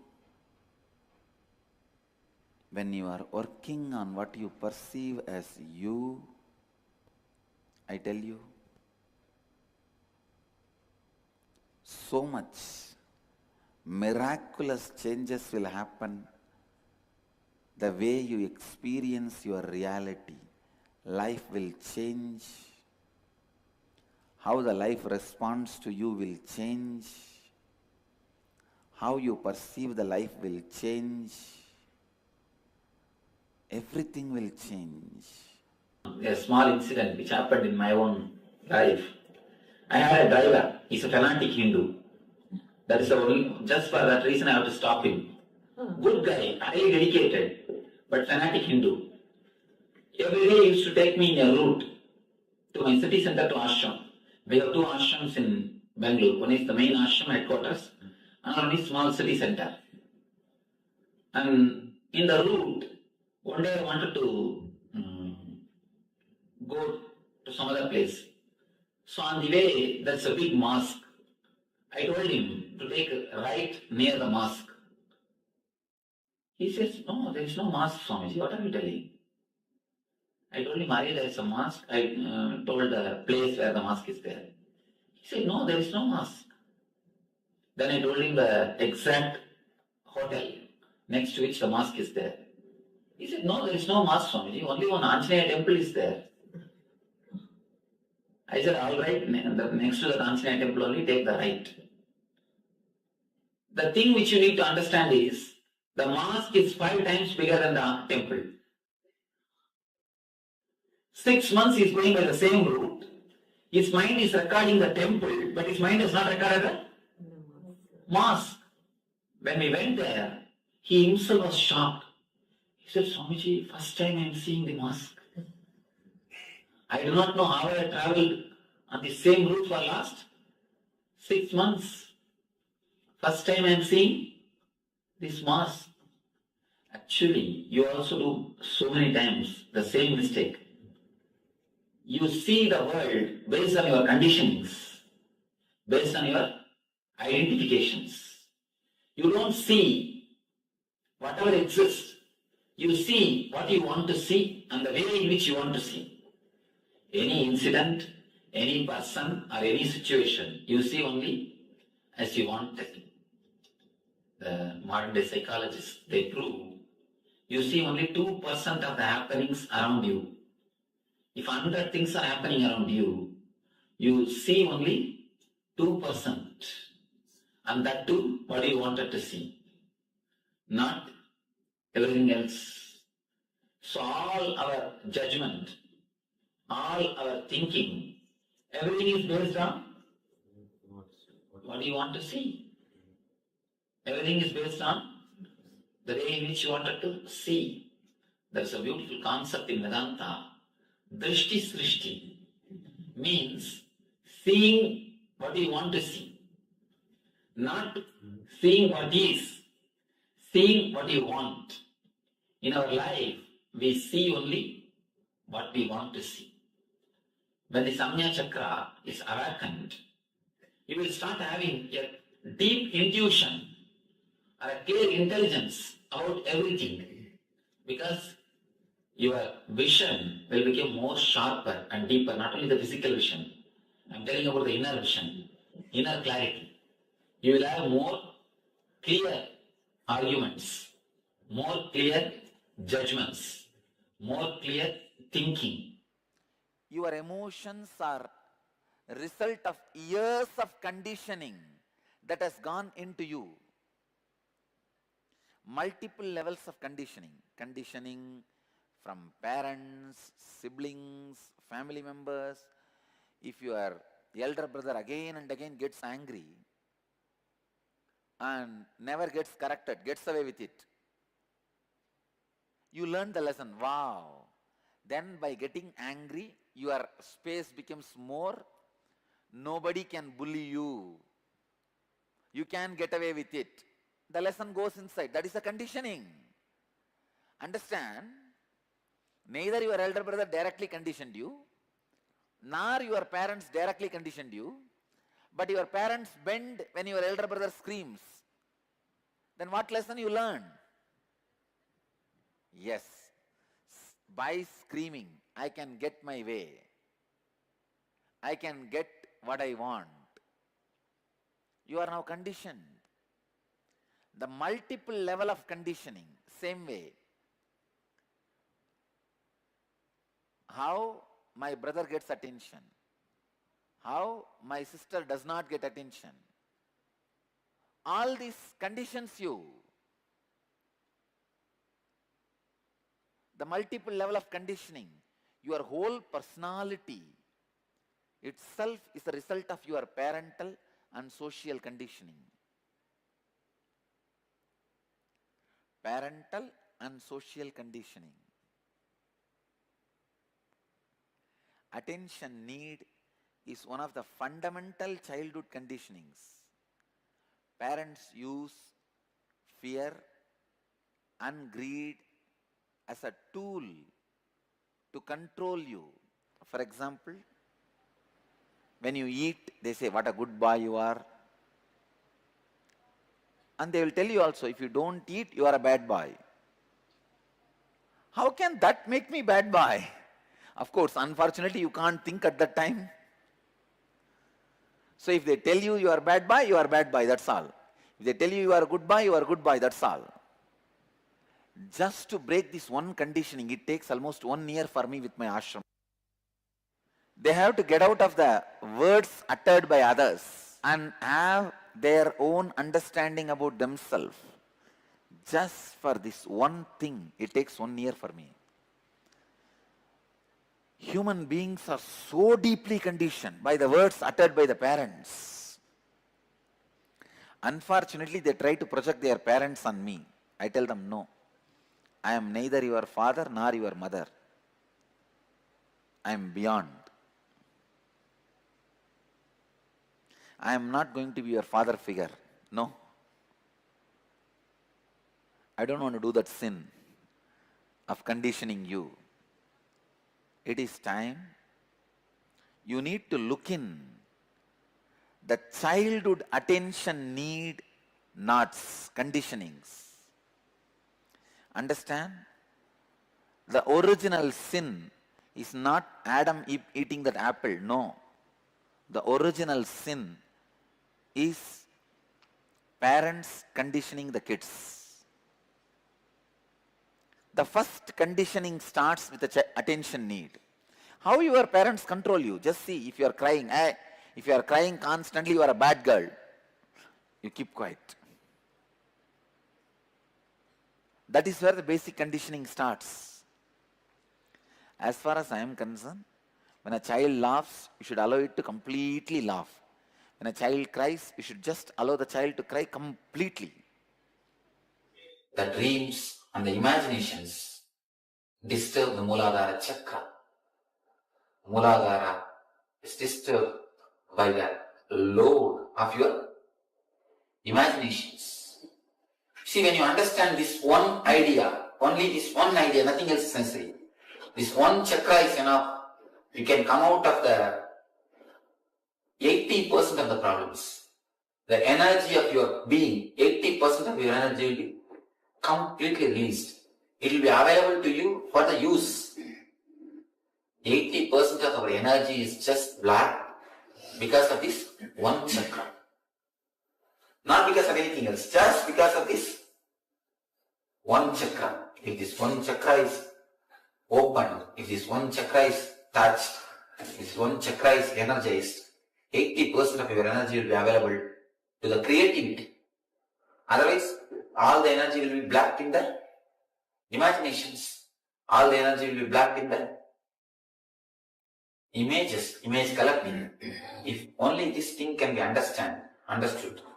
And if you know how to burn the images which you have collected on the Muladhara, you will see 80% of your energy is available for the creativity. It will be available for your business. It will be available for your art. It will be available for your life. It will be available for your reality. So, this is the chakra, which means a beautiful, deep understanding And a powerful meditation technique to awaken this chakra is given by Shiva to burn the images which we have collected in Muladhara, to live with the reality. See, not only with the wife, with the family members, people have got imagination. Many people have got imagination, even with the gurus. Many people come to meet me. Before they come and meet me, they have heard a lot about me. They listen that this Swami can give life, this, that, many things they listen. When they listen everything, they imagine about me with a big beard and an elderly man sitting on a throne. They imagine all these things. When they come to, really it has happened many times. They hear about me, and when they come to meet me without seeing my photograph, they simply feel that they are at lost, they are shocked. Once it really happened when I was sitting outside the ashram. Once I was sitting outside the ashram, and a pipe, there was a big water pipe, and that I was sitting and shaking my legs and relaxing the evening air. One man came and asked, I want to meet Swamiji. I told him, you go and sit in the meditation hall, he will come, it is time for his darshan, he will come.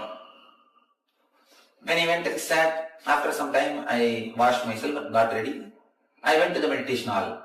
The hall is, in the hall there is no my photograph. I went to the hall to sit on my simhasana, to sit on my peetham. When I went and sat on the peetham, he told me, no, I want to meet the big Swamiji. I told him, no, I am the big Swamiji. Again he says, no, I want to meet Swamiji who does healing and all. I heard that he does lot of healing. I want to meet that Swamiji who went and wandered all over India. I heard about him, that I want to meet that Swamiji. I told him, you see, I cannot have an identity card. If you believe that I am that Swami, please come. I will talk to you and I will do what can be done. If you can't, what can be done? And you won't believe that man mentally. Really mentally. And people are coming with such a prejudiced idea, such that they already collected images, they already created their own thing in mind. They are not able to digest the reality. So you see, creating image, imagination and projecting it is such a hard thing, such a strong thing. It needs tremendous intelligence to live with the reality. Most of the time we miss the reality. We look at the reality in a distorted way. See, you wear a green glass. If you wear a green glass and look at the world, how it will look? Green. And not even a green glass. The glass is broken here and there. And you are looking through that glass. What will happen? The whole world will look like a distorted thing. That is the way we look at this world. That is the way we see the reality. That is the reason we feel God is not doing justice to us. See, God is the energy which can do so much, not only that, which is doing everything. See, we believe that God can do everything, but only thing we don't believe God has got enough buddhi to do everything. See, we believe God has got Shakti to do everything. We know that God has got Shakti to give what we want, but we don't believe God has got buddhi to when to give. That is what is our problem. We believe He has got Shakti, but we don't believe He has got buddhi. The same way, we just project our own things on the others. The projection and the imagination is what locks this chakra. And the tremendous energy, more than 80% of your energy is just locked and hanging on this chakra. If you can be released at this chakra, you will see the unemptiable or the perennial source of energy is touched by your life, by your being. There is a technique by Shiva in Tantra to awaken the Muladhara chakra. This is a highly powerful technique which directly touches the Kundalini and awakens the energy centers of our body. These are very powerful techniques are burnt. You will have no more problem. Many people come and tell me, Swamiji, I love my wife, that is the reason I mold her. Never tell that lie. You see, there is a two things. One is wife, another one is mold. If you love the wife, you will change the mold. You love the mold, that is the reason you change the wife. You understand? If you love the wife, you will never change the wife, you will change the mold. You are loving the mold, that is the reason. Change the wife. Never say that I love her because I love her, I change her. No. This is a powerful technique to burn all the imaginations, to give you the clarity and accept, welcome the other as they are. Accept and welcome the life as it is. Enjoy the reality as it is. It's a beautiful technique.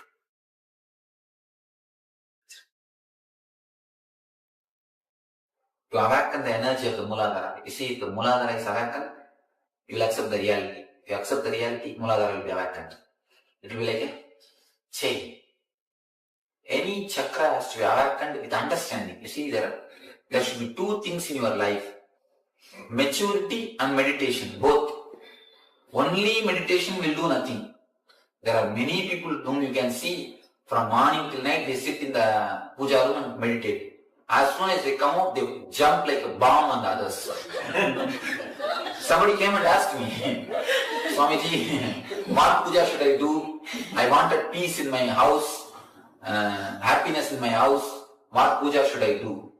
I told her, you see, first thing, all of you sit with each other, laugh, joke, understand each other. That's the first puja you should do. She told me, no, I am already doing Varalakshmi Puja. Should I do Vaibhava Lakshmi Puja also? What puja should I do? What prata should I do? I told her, you see, when you enter into the puja room, you do puja to the Lakshmi. When you come out of the puja room, you do Archana to your husband. Puja to your Lakshmi, Archana to your husband. How can peace exist in your house? How can this thing happen in the real life? So simply meditating will do nothing. Meditation and maturity, both should have in your life, both should go hand in hand. Then only you will see the transformation in your life. Or when you close your eyes, you will be sitting and meditating. When you open your eyes, you jump on everybody and bite. That is not the way of real life. That is a pseudo-spirituality. I call that as a pseudo-spirituality.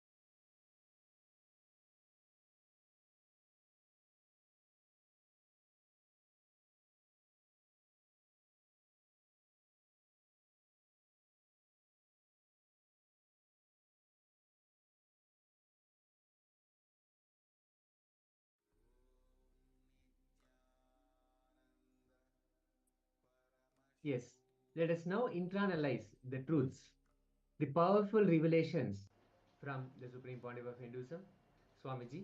Now, all those instances, all those incidents in our lives where we got attention, and then there were incidents in our lives where we did not receive the attention.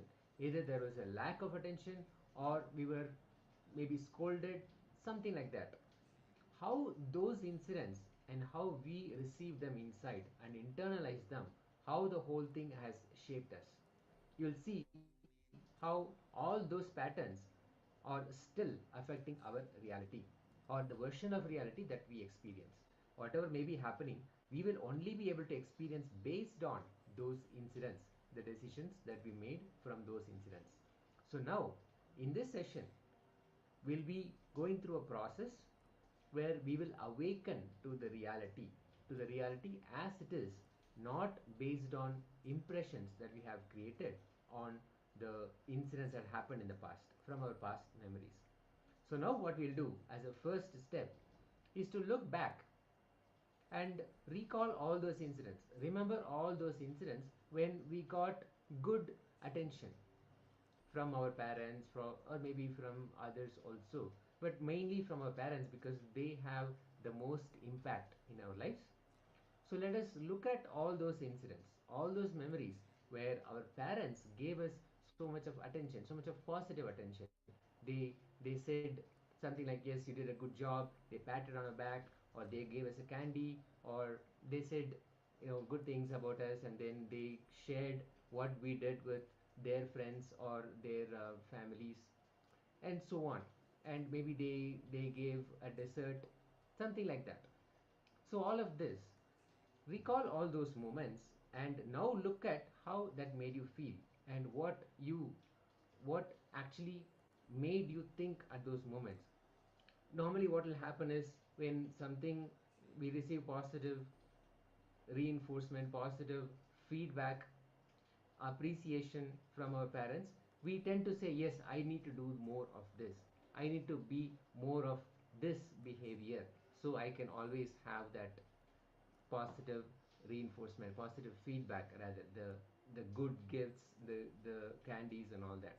So at a very young age, we would have said, yes, we would have aligned ourselves to say, yes, this is how I should be, this is how my behavior should be, so that I will have that positive response from them. So now let us look at all those moments, all those incidents, and write them down.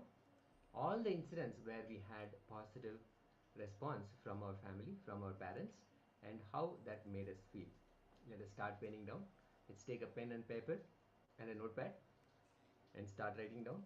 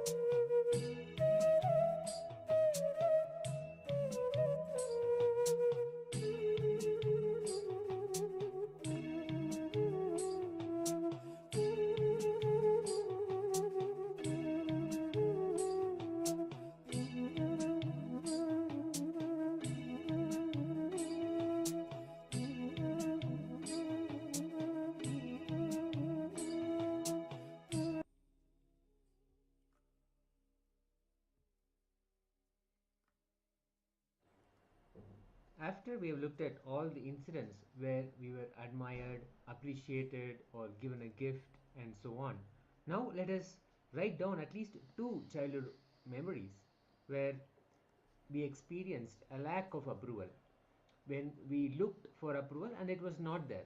It was not given to us like we expected, like we wanted. Attention was taken away. Now, write down those incidents and also write down what kind of attention was taken away. Did your parents say to move to the room, go to the room and be there, go to your own room, or say something like just go there, sit in one place, or don't talk to me, or no dessert for you, something like that. Some kind of admonishment happened. So let us now look at all those incidents and write down at least 2 memories where attention was taken away. So we experienced a lack of approval. We were looking for something, we were looking for approval. Maybe you did something and you went and you showed to your parents, and there was not that much of attention there, and then they said, okay, go to your room, I don't have time now. Something like that, that immediately made you experience a lack of approval. So let's remember and write at least 2 incidents. Let's start.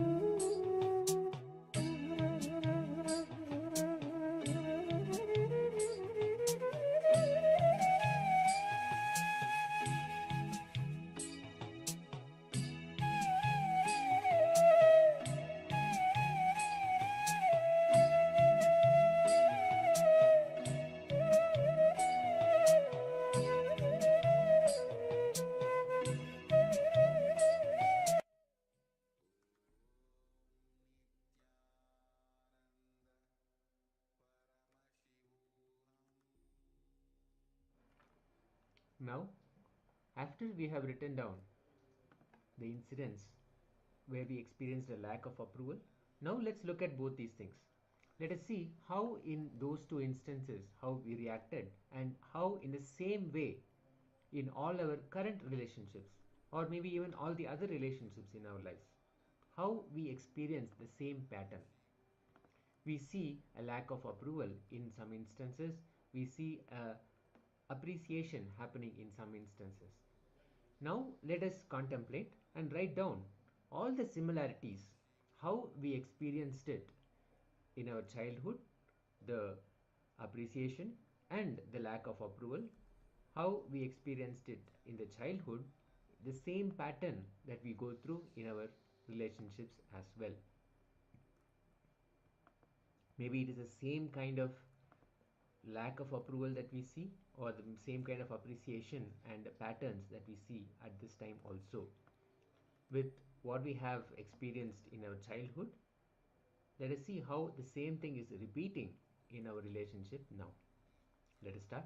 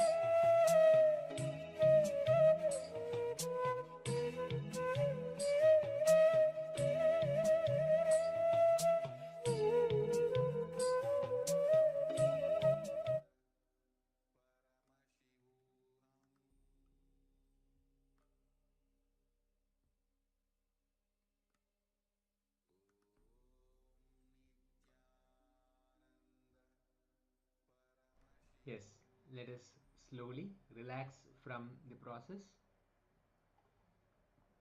Slowly relax from the process.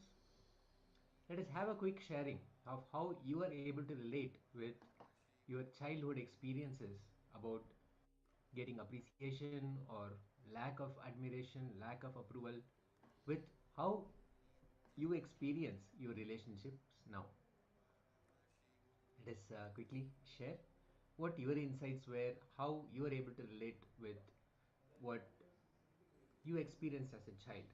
Maybe a lack of appreciation or even admiration, something like that, and how exactly the same things as a pattern you experience it now in your relationships. Let's quickly share. Now, this whole understanding will give you a tremendous power to see beyond all your judgments and past decisions that you have made based on your past memories, all of that, and you will be able to completely relate with reality as it is. It's a very powerful process. So quickly share. And in the next session now, we're also going to approach the same thing, relating with reality through a Kriya, through a powerful Kriya process. Swamiji has given, he has created so many different Kriyas to directly address many of the disorders that are happening in our body, physical body, and also in the mental body, in the mental plane, and all the diseases that happen in the physical body and in the mental plane, how to realign and make sure the original state, which is health when it comes to our physical body, and a pure state of bliss in our mental plane, how we can restore ourselves back to that original space. And that can happen only with when we relate with life, when we relate with reality as it is, without any of the judgments or any of the decisions, any of the past incompletions from our childhood days when we experience something. So now this Kriya will directly address those all the incompletions, and it will allow us to relate with reality as it is. All these kriyas will awaken our Kundalini Shakti, the potent, the latent, inherent energy that we all have, and blast that energy into all the parts of the body through the meridians. And when that happens, through Swamiji's presence, all the blocks that we have in those meridians, in those pathways, they get removed, and all our organs, internal organs and intra organs, they get re-energized and they restore themselves to their original state. So now let us quickly enter into this Kriya. For this Kriya, now Swamiji will be directly guiding us into this Kriya. Now let us come back and sit in a comfortable posture. Sitting on the floor is recommended.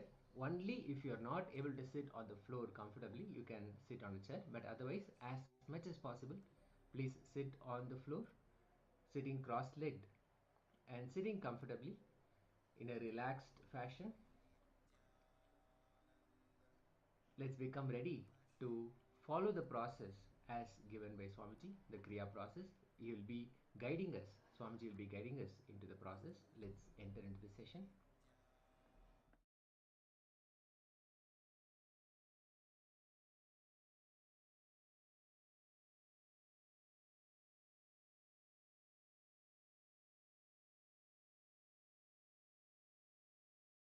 Now we will be doing a Kriya to break the pattern of attention need and free you from the unconscious influence of this attention need. Please spread all over the hall. See, Pavan Muktasana means this, that's all. This is Pavan Muktasana. Come to the Pavan Muktasana. Close your eyes and tie the ribbon. In Pavan Muktasana, you need to intensely chant the humming.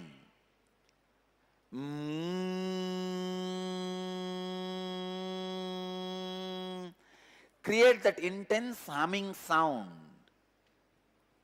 as deeply as possible, as loudly as possible, as intensely as possible. Please create the humming sound as loudly as possible, as deeply as possible, as intensely as possible. Start. Please come to Pavanamuktasana, hum intensely for next 21 minutes. Hold the legs together, closer to your chest. Let your eyes be closed. Just sit. You can sit in a relaxed way.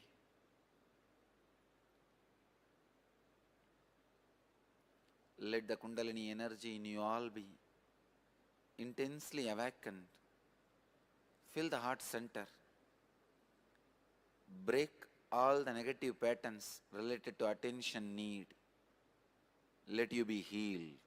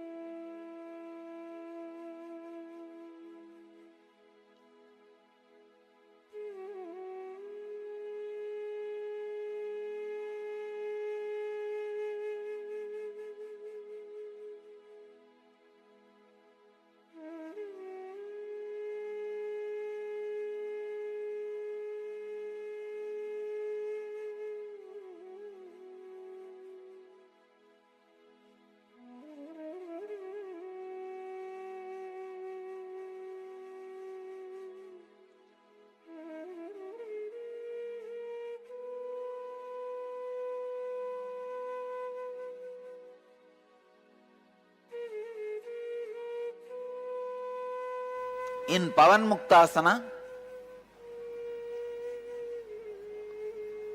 you need to intensely chant the humming.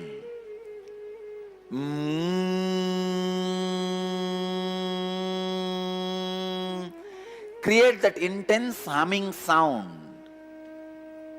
as deeply as possible, as loudly as possible, as intensely as possible. Please create the humming sound as loudly as possible, as deeply as possible, as intensely as possible.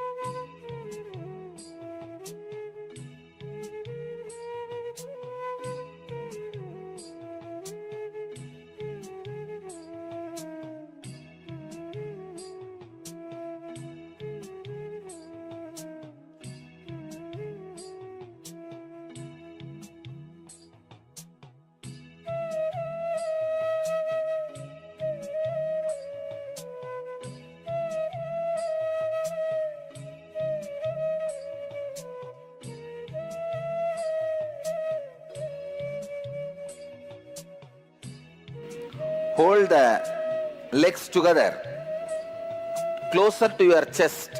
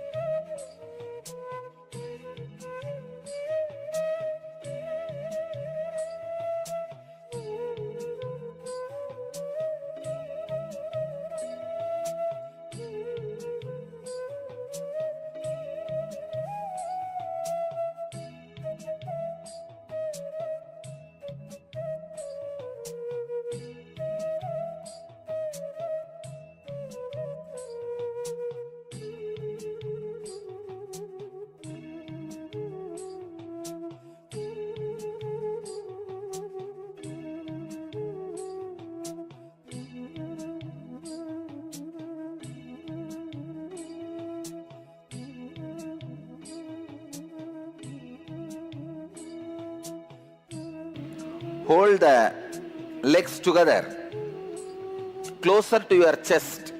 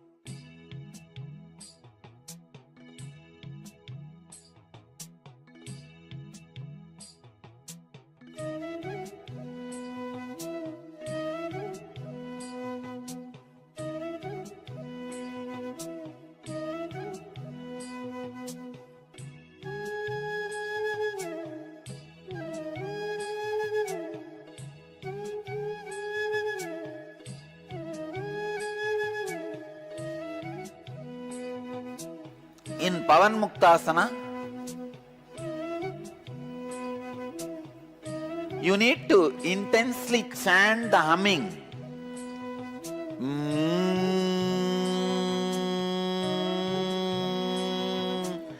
Create that intense humming sound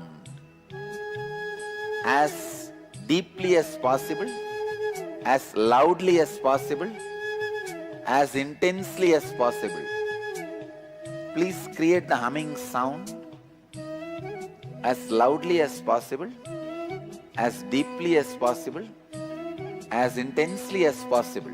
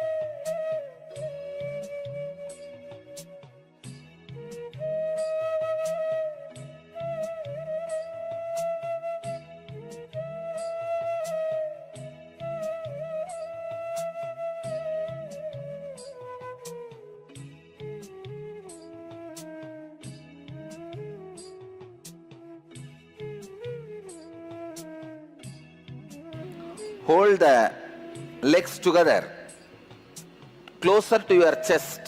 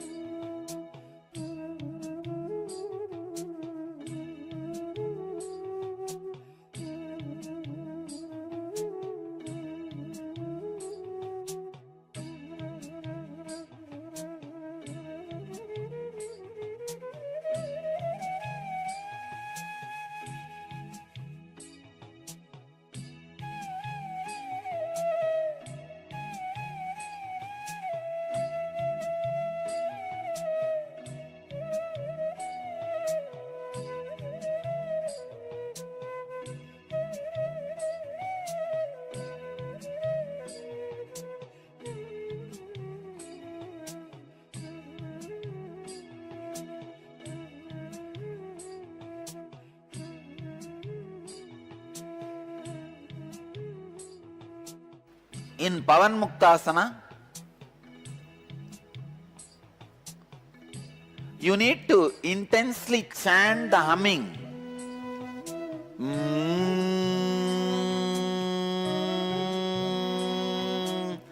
Create that intense humming sound as deeply as possible, as loudly as possible, as intensely as possible. Please create the humming sound as loudly as possible, as deeply as possible, as intensely as possible.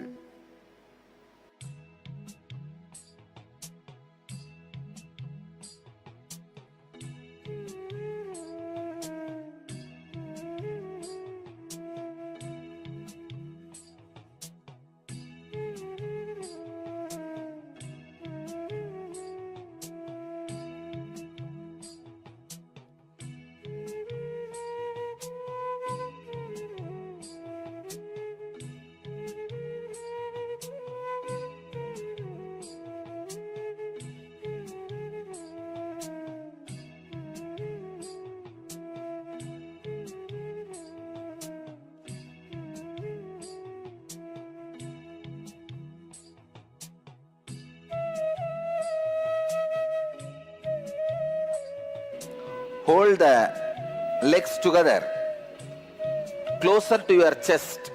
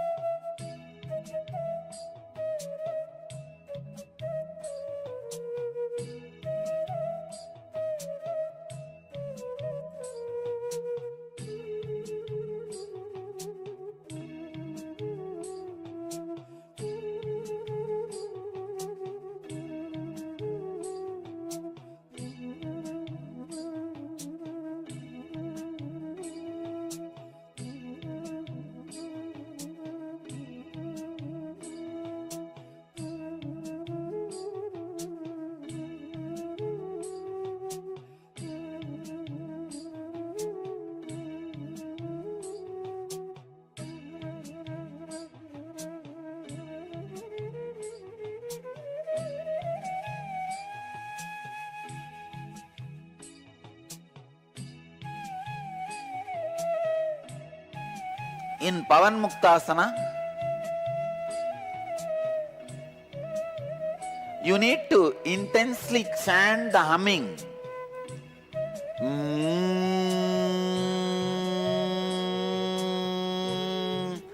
Create that intense humming sound as deeply as possible, as loudly as possible, as intensely as possible. Please create the humming sound as loudly as possible, as deeply as possible, as intensely as possible.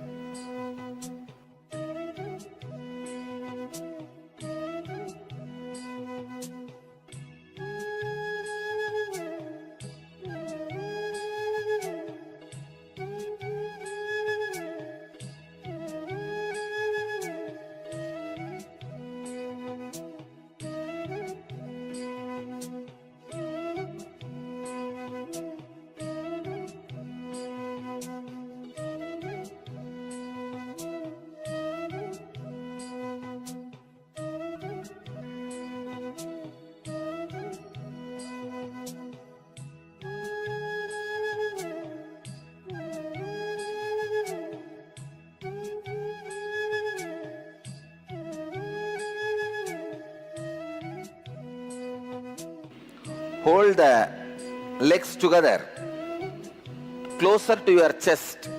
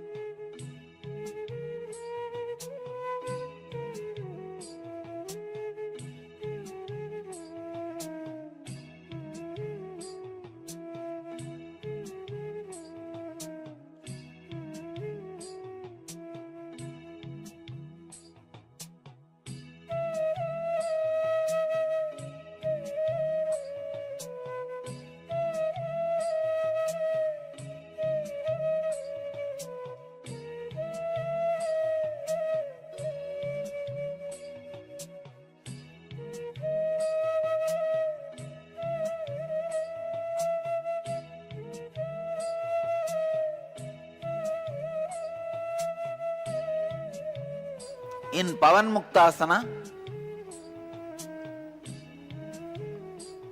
you need to intensely chant the humming.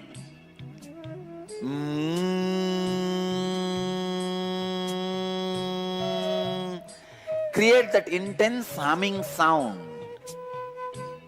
as deeply as possible, as loudly as possible, as intensely as possible. Please create the humming sound as loudly as possible, as deeply as possible, as intensely as possible.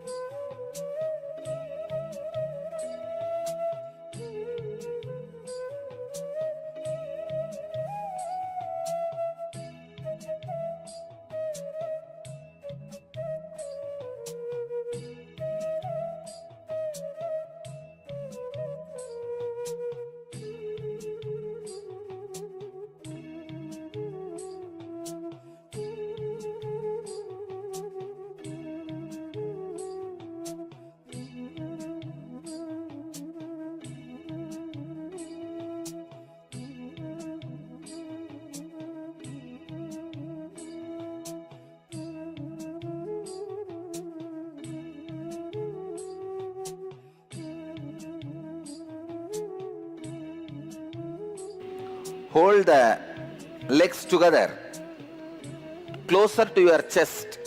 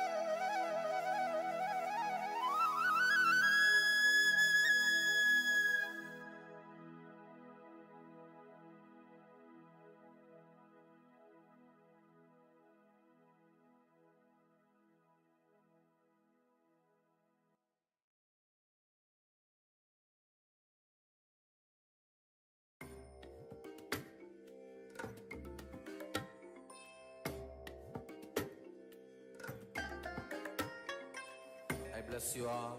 Let you all open all your three eyes and manifest the powers of Mahasadashiva. Om Nithyananda Paramashivoham. Om Nithyananda Paramashivoham. Om Nithyananda.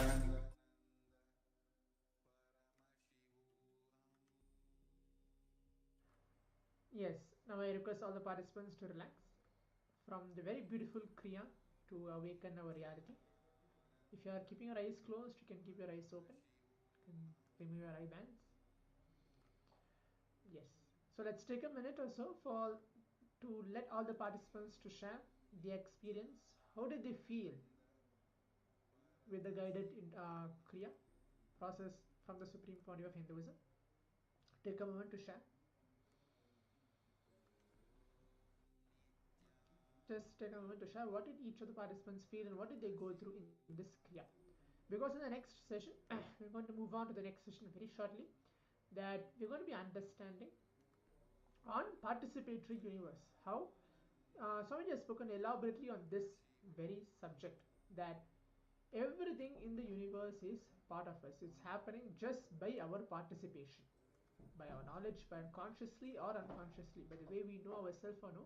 But yes, everything in universe is happening in the coordination, in the participation directly as it is. It's not just happening, ups and downs in a completely different order, but it's happening in a correct order in a participatory way. And we're going to listen that very powerful cognition from Swamiji and how to apply that in our life. You may be thinking how universe's participation and the life which I am living, it's going to be matching. But yes, so Swamiji is going to be relating that very topic, and we'll be having a beautiful internalization exercise as well after the session.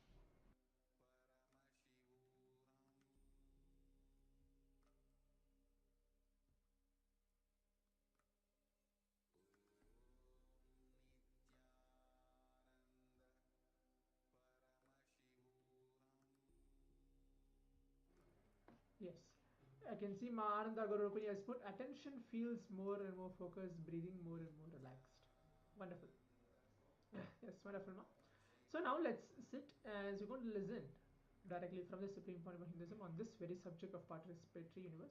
Make sure you write down your powerful cognition, your understanding uh, in this session as well, right? So let's begin now. Make sure you come back and be seated as we're going to begin this session.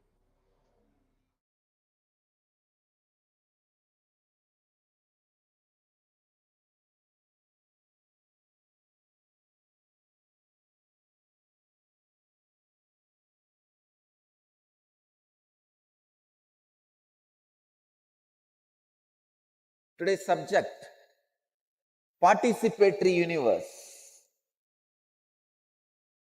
In Patanjali's Yoga Sutra, the 4th chapter, 15th verse.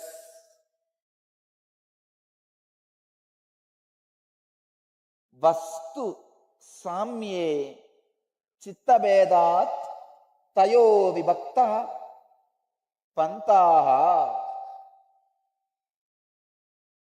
Swami Vivekananda translates this sutra as, since perception and desire vary with regard to the same object, mind and object are of different nature.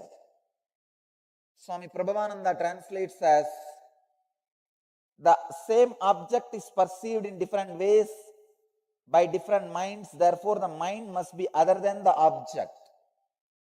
Swami Satchidananda translates as, due to differences in various minds, perception of even the same object may vary. Bhagavan Osho translates as, the same object is seen in different ways by different minds. Let me enter into the sacred secrets revealed in this sutra. Participatory universe. Universe is not independent of your participation. Please understand, universe happens as you experience because you participate in particular way. When your participation changes,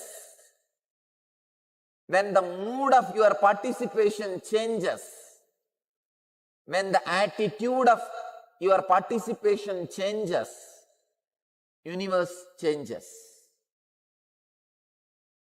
There are two sacred secrets in the sutra. One, when your participation changes, the universe changes. Second, as different minds experience the universe in different way, it does not have a definite existence. Not having definite existence, but creating the impact of existence on you is the reason why universe is named as Maya, is termed as Maya.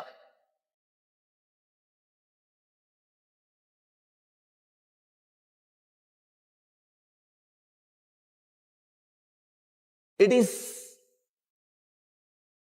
the hands with which you touch. It is the eyes with which you see. It is the nose with which you smell. It's the tongue with which you taste. Plays a major role in the universe happening around you. The only job master does is changing your participation, gestalt, changing your approach, changing your gestalt is what I call initiation. Changing the way you participate is what I call initiation. Changing the way you perceive is what I call initiation. Initiation means giving you the larger picture of the whole and changing the way you perceive the existence. Listen to this example. You are in a forest. A tiger sees you. You see the tiger. It is chasing you. You are running for life. That is Maya. Because the way you want to see, you create what you want to see.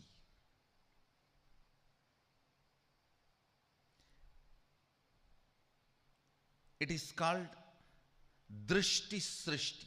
Because you see, you create. Listen carefully. Next, Ganga is flowing forever from the Himalayas to Ganga Sagar, ocean.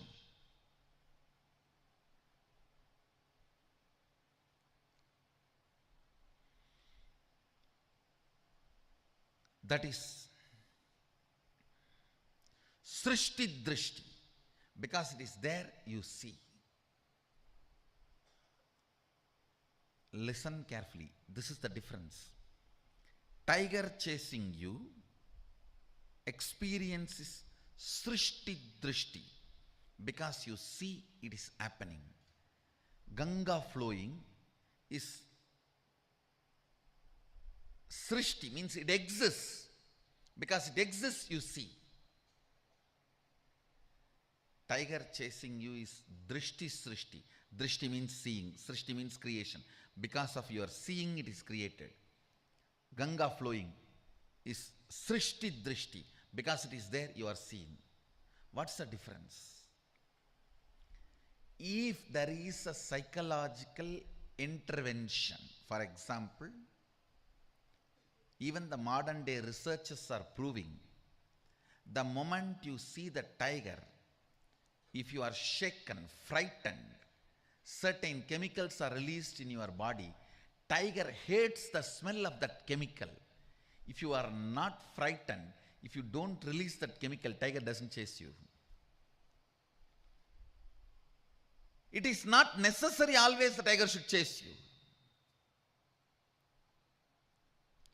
If you have a fear, you will project and have an animal chasing you. Whenever there is a psychological intervention and the manipulation of the happening, it is called Srishti Drishti. Because you see it is happening. Whenever there is no psychological intervention, the Ganga flowing, there is no psychological intervention from your side. From your side, there is no intervention. It is flowing whether you see it or not. It is flowing whether you perceive it or not. That is Srishti Drishti. What is created, you are seeing. So listen, in this 25 consciousness, 11 dimensions, 5 aspects of Jiveshwara Jagat,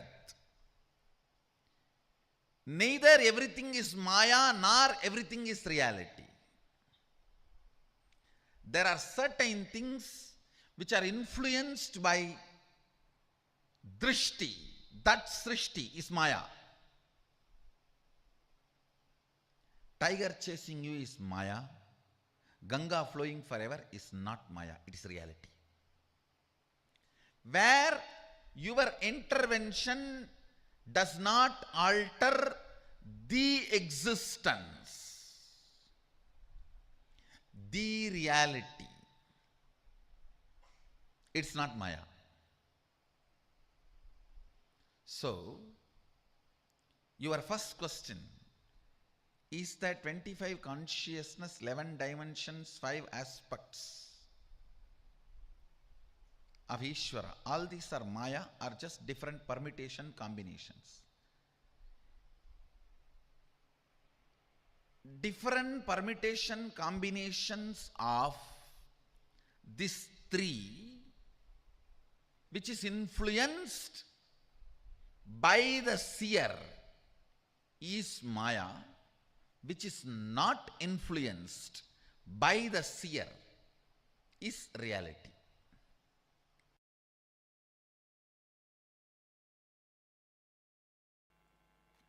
Listen. Just listen to these 2 words. The logic of experience, 1 word. We will call it experiential logic. The second word, logic of calculation, whether multiplying, subtracting, adding, deleting. The logic of calculation, we will call that, I'll give a new name, exponential logic. Just by multiplying or subtracting exponentially. Logic applied used the exponential levels. Understand these 2 logic, you will understand how you are missing some of the greatest experience of life by getting caught in a blind logic. It is like instead of cooling glass, you are wearing a complete no glass, just 2 black stones fixed in a frame. If you get 2 black stones fixed in a frame and wearing it, in thinking it is a cooling glass, and saying that whole world has become dark, who is responsible? So,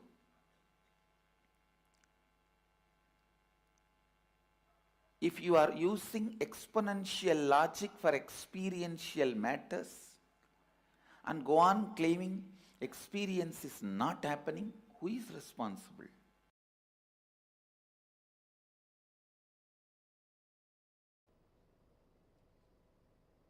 Understand this two logic. This hall has two doors. First statement. The second statement is one door is open. The third statement, automatically you assume the other door is closed. This is what is human logic, which has a flaw. Unless you check, you can't say other door is open, but 99% of the time you assume it.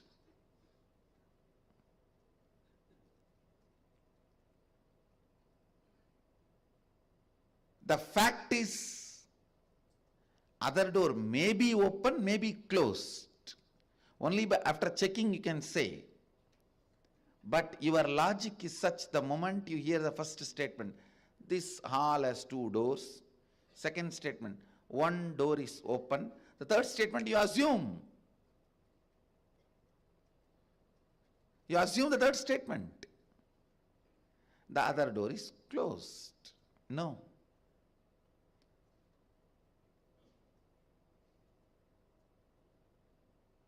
It is irrational, rational logic. Irrationally rational logic. What do you call as rational, but irrational? Please understand. Same way, this is the same logic with which you operate your body. If your eyes can see out, you automatically come to the conclusion they can't see in. In Agama, Mahadeva says very clearly, your eyes has a capacity to roll 360 degree. This side can see anything inside your body and outside anyway. When you believe you can see any distance in the sky out, you automatically shut down the possibility you can see in. The irrational, rational logic. If one door is open, automatically you come to the conclusion other door is closed. You don't even go there and see and then decide. Listen. Please understand. The logic you believe in your normal life, that is the same logic with which you handle your body, and your body's capabilities and abilities are developed. If you believe you can see up and in, from the beginning your body will develop that capabilities. If you believe you can see only up, not in, you will have only that power. This power will be forgotten. Understand? Your beliefs about life will naturally impact in a very strong way your beliefs about your body. Your beliefs about your body will impact abilities and capabilities your body can experience and express.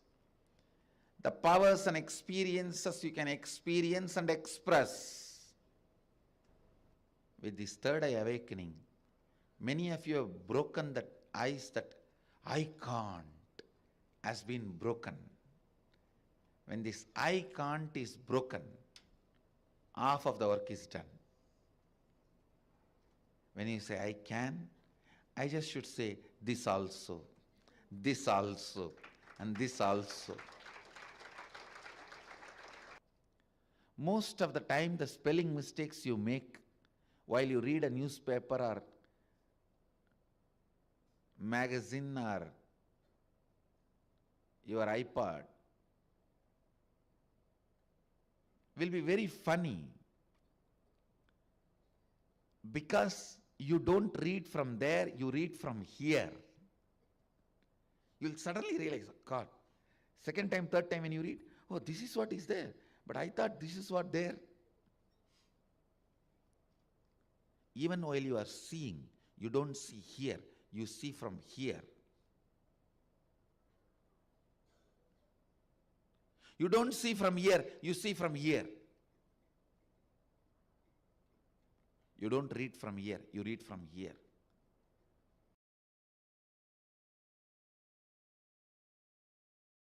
Understand the inner space you carry is such powerful inner space. That is Hiranyagarbha, means where the planets, worlds get created. Worlds happen. Your inner space is so powerful.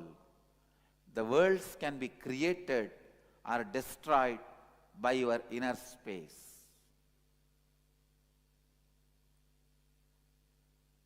You may be individual, but your inner space is not individual.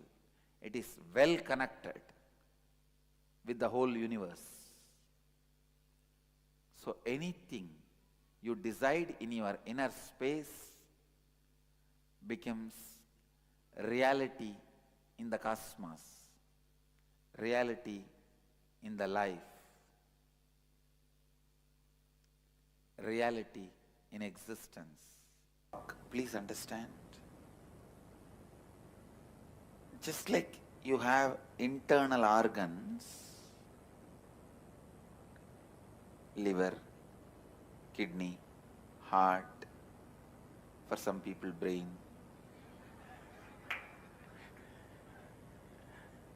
You have internal organs, you have something called antakarana. English, I don't have an equivalent word for antakarana. Maybe I can give a new word, internalizing organs. They are not physically there. If you cut your body, you will not find those organs. But those organs are responsible for all the inner happenings, like your thinking, your words, your decisions. Your thinking may happen in brain, but brain is not responsible for your thinking. Please understand. Thinking may happen in brain, but brain is not the owner of thinking. Somebody else is thinking through the brain, using the brain. Through your eyes, seeing happens. So there is antakaranas. In Vedic tradition, the human physiology and human psychology, we call it the microcosmic physiology and psychology. Please understand. In Vedic tradition, human body is considered as miniature of the cosmos. We don't call human body as accident or a pleasure instrument or born out of sin. No. It's a miniature of the cosmos. Pindanda. Brahmanda means macrocosm. Pindanda means microcosm. Our body is microcosm. Biology of the microcosm, physiology of the microcosm, psychology of the microcosm is a well expounded, beautiful subject in Vedic tradition. Very beautifully described and explained. It gives the explanations about various antakaranas. Due to lack of the words in English, I'll use the word internalizing organs. Or maybe even that word is too big and doesn't directly make sense. Intra-organs, I'll give the word. Internal organs cannot be used because liver, kidney, all those organs need to be given that word internal organs. Intra-organs may be the word I'll use. Vak is one of those intra-organs, means your ability to speak, ability to convert sound into words. That is called Vak. Same way, your ability to feel ownership, your ability to feel the right, your ability to feel what belongs to you. So these intra-organs, your ability to feel what belongs to you, what is you, is chitta. Your ability to speak is vak. This vak, chitta, and your ability to live.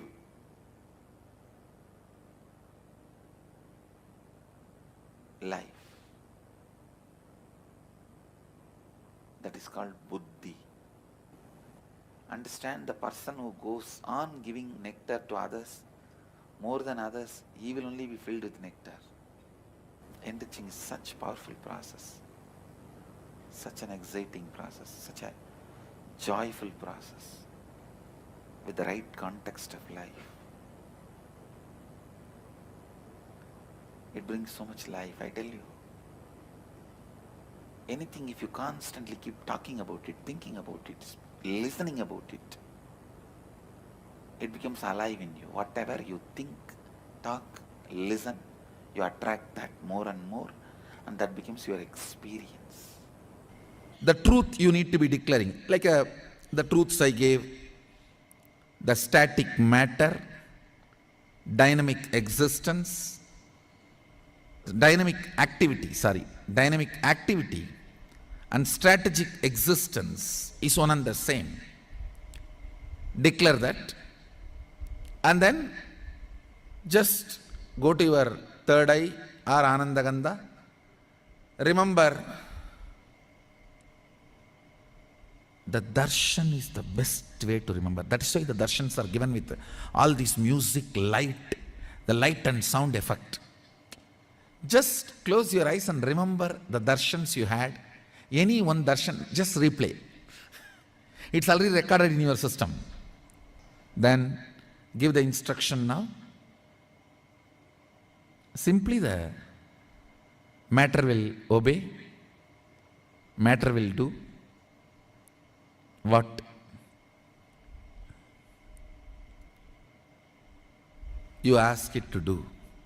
See, Shakti always manifests buddhi in you, bhakti in you, mukti in you.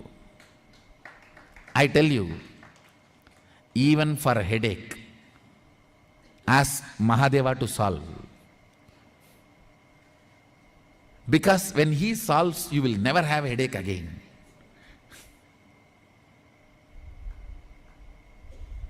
So when you manifest powers, as per his instruction, Shastra Pramana, as per proper Shaktipada, not just it is moving the matter, it moves you.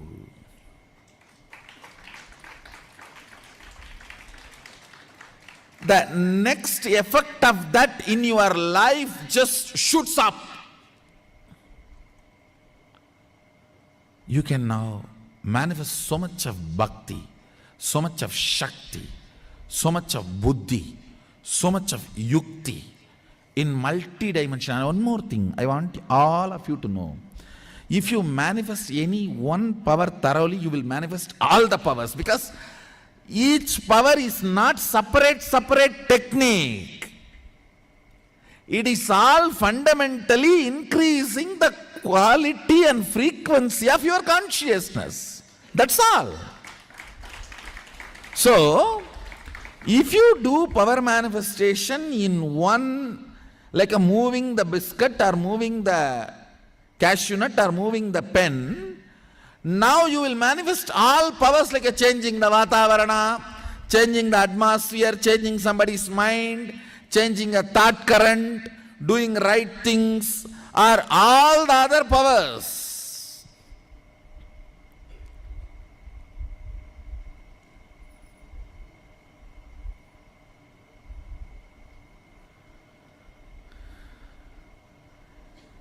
Any other power, you are initiated and going to be initiated.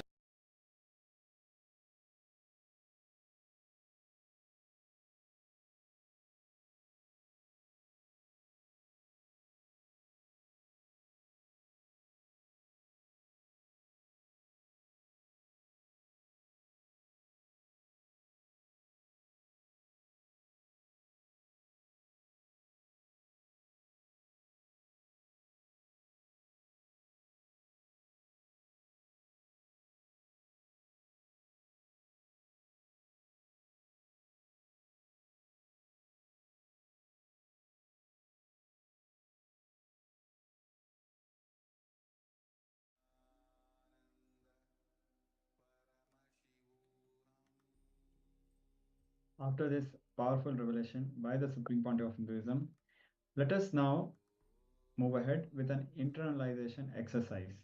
As Swamiji was explaining, Antar Karanas, as per Vedic physiology, the Vedic science of physiology, eyes are the instruments, for example, instruments of seeing, but the one who is seeing is someone else. It is a deep seeking. We need to find that how the consciousness is involved and is the source of seeing. So let us now use our antar karanas, our internalizing organs, and understand the participatory nature of the universe. The universe is not independent of our participation. The universe happens as we experience because we participate in a particular way. When our participation changes, or the mood of our participation changes, or our attitude of participation changes, the universe itself changes. Swamiji has explained us very beautifully with an example. We'll go through a quick recap. So visualize you are in a forest and a tiger sees you and he just starts chasing you. You are running for your life. At this point, if there is a psychological intervention, for example, the moment you see this tiger, if you are shaken, frightened, certain chemicals are released in your body. The tiger hates the smell of that chemical. If you are not frightened, if you don't release that chemical, the tiger would not chase you. It is not necessary that always the tiger should chase you. Only if you have fear, you will project and have the animal chasing you. Now, this truth applies both to the dream state and to the waking state as well. So now let us internalize in our life this participatory nature of universe. Pen down areas in your life in which you are waiting to experience fulfillment. For example, you want to experience fulfillment in your career. So please list them down. Now pen down the ideas, thought currents, impossibilities you created in these areas. Now this is important. We need to understand all the ideas, the thought currents which we created, which make us believe or think that it is impossible to achieve what we want. These ideas will naturally stop the reality which we want to manifest from happening. It is because of the participatory nature of the universe. So now we need to identify these and complete with it. So pen down all these ideas.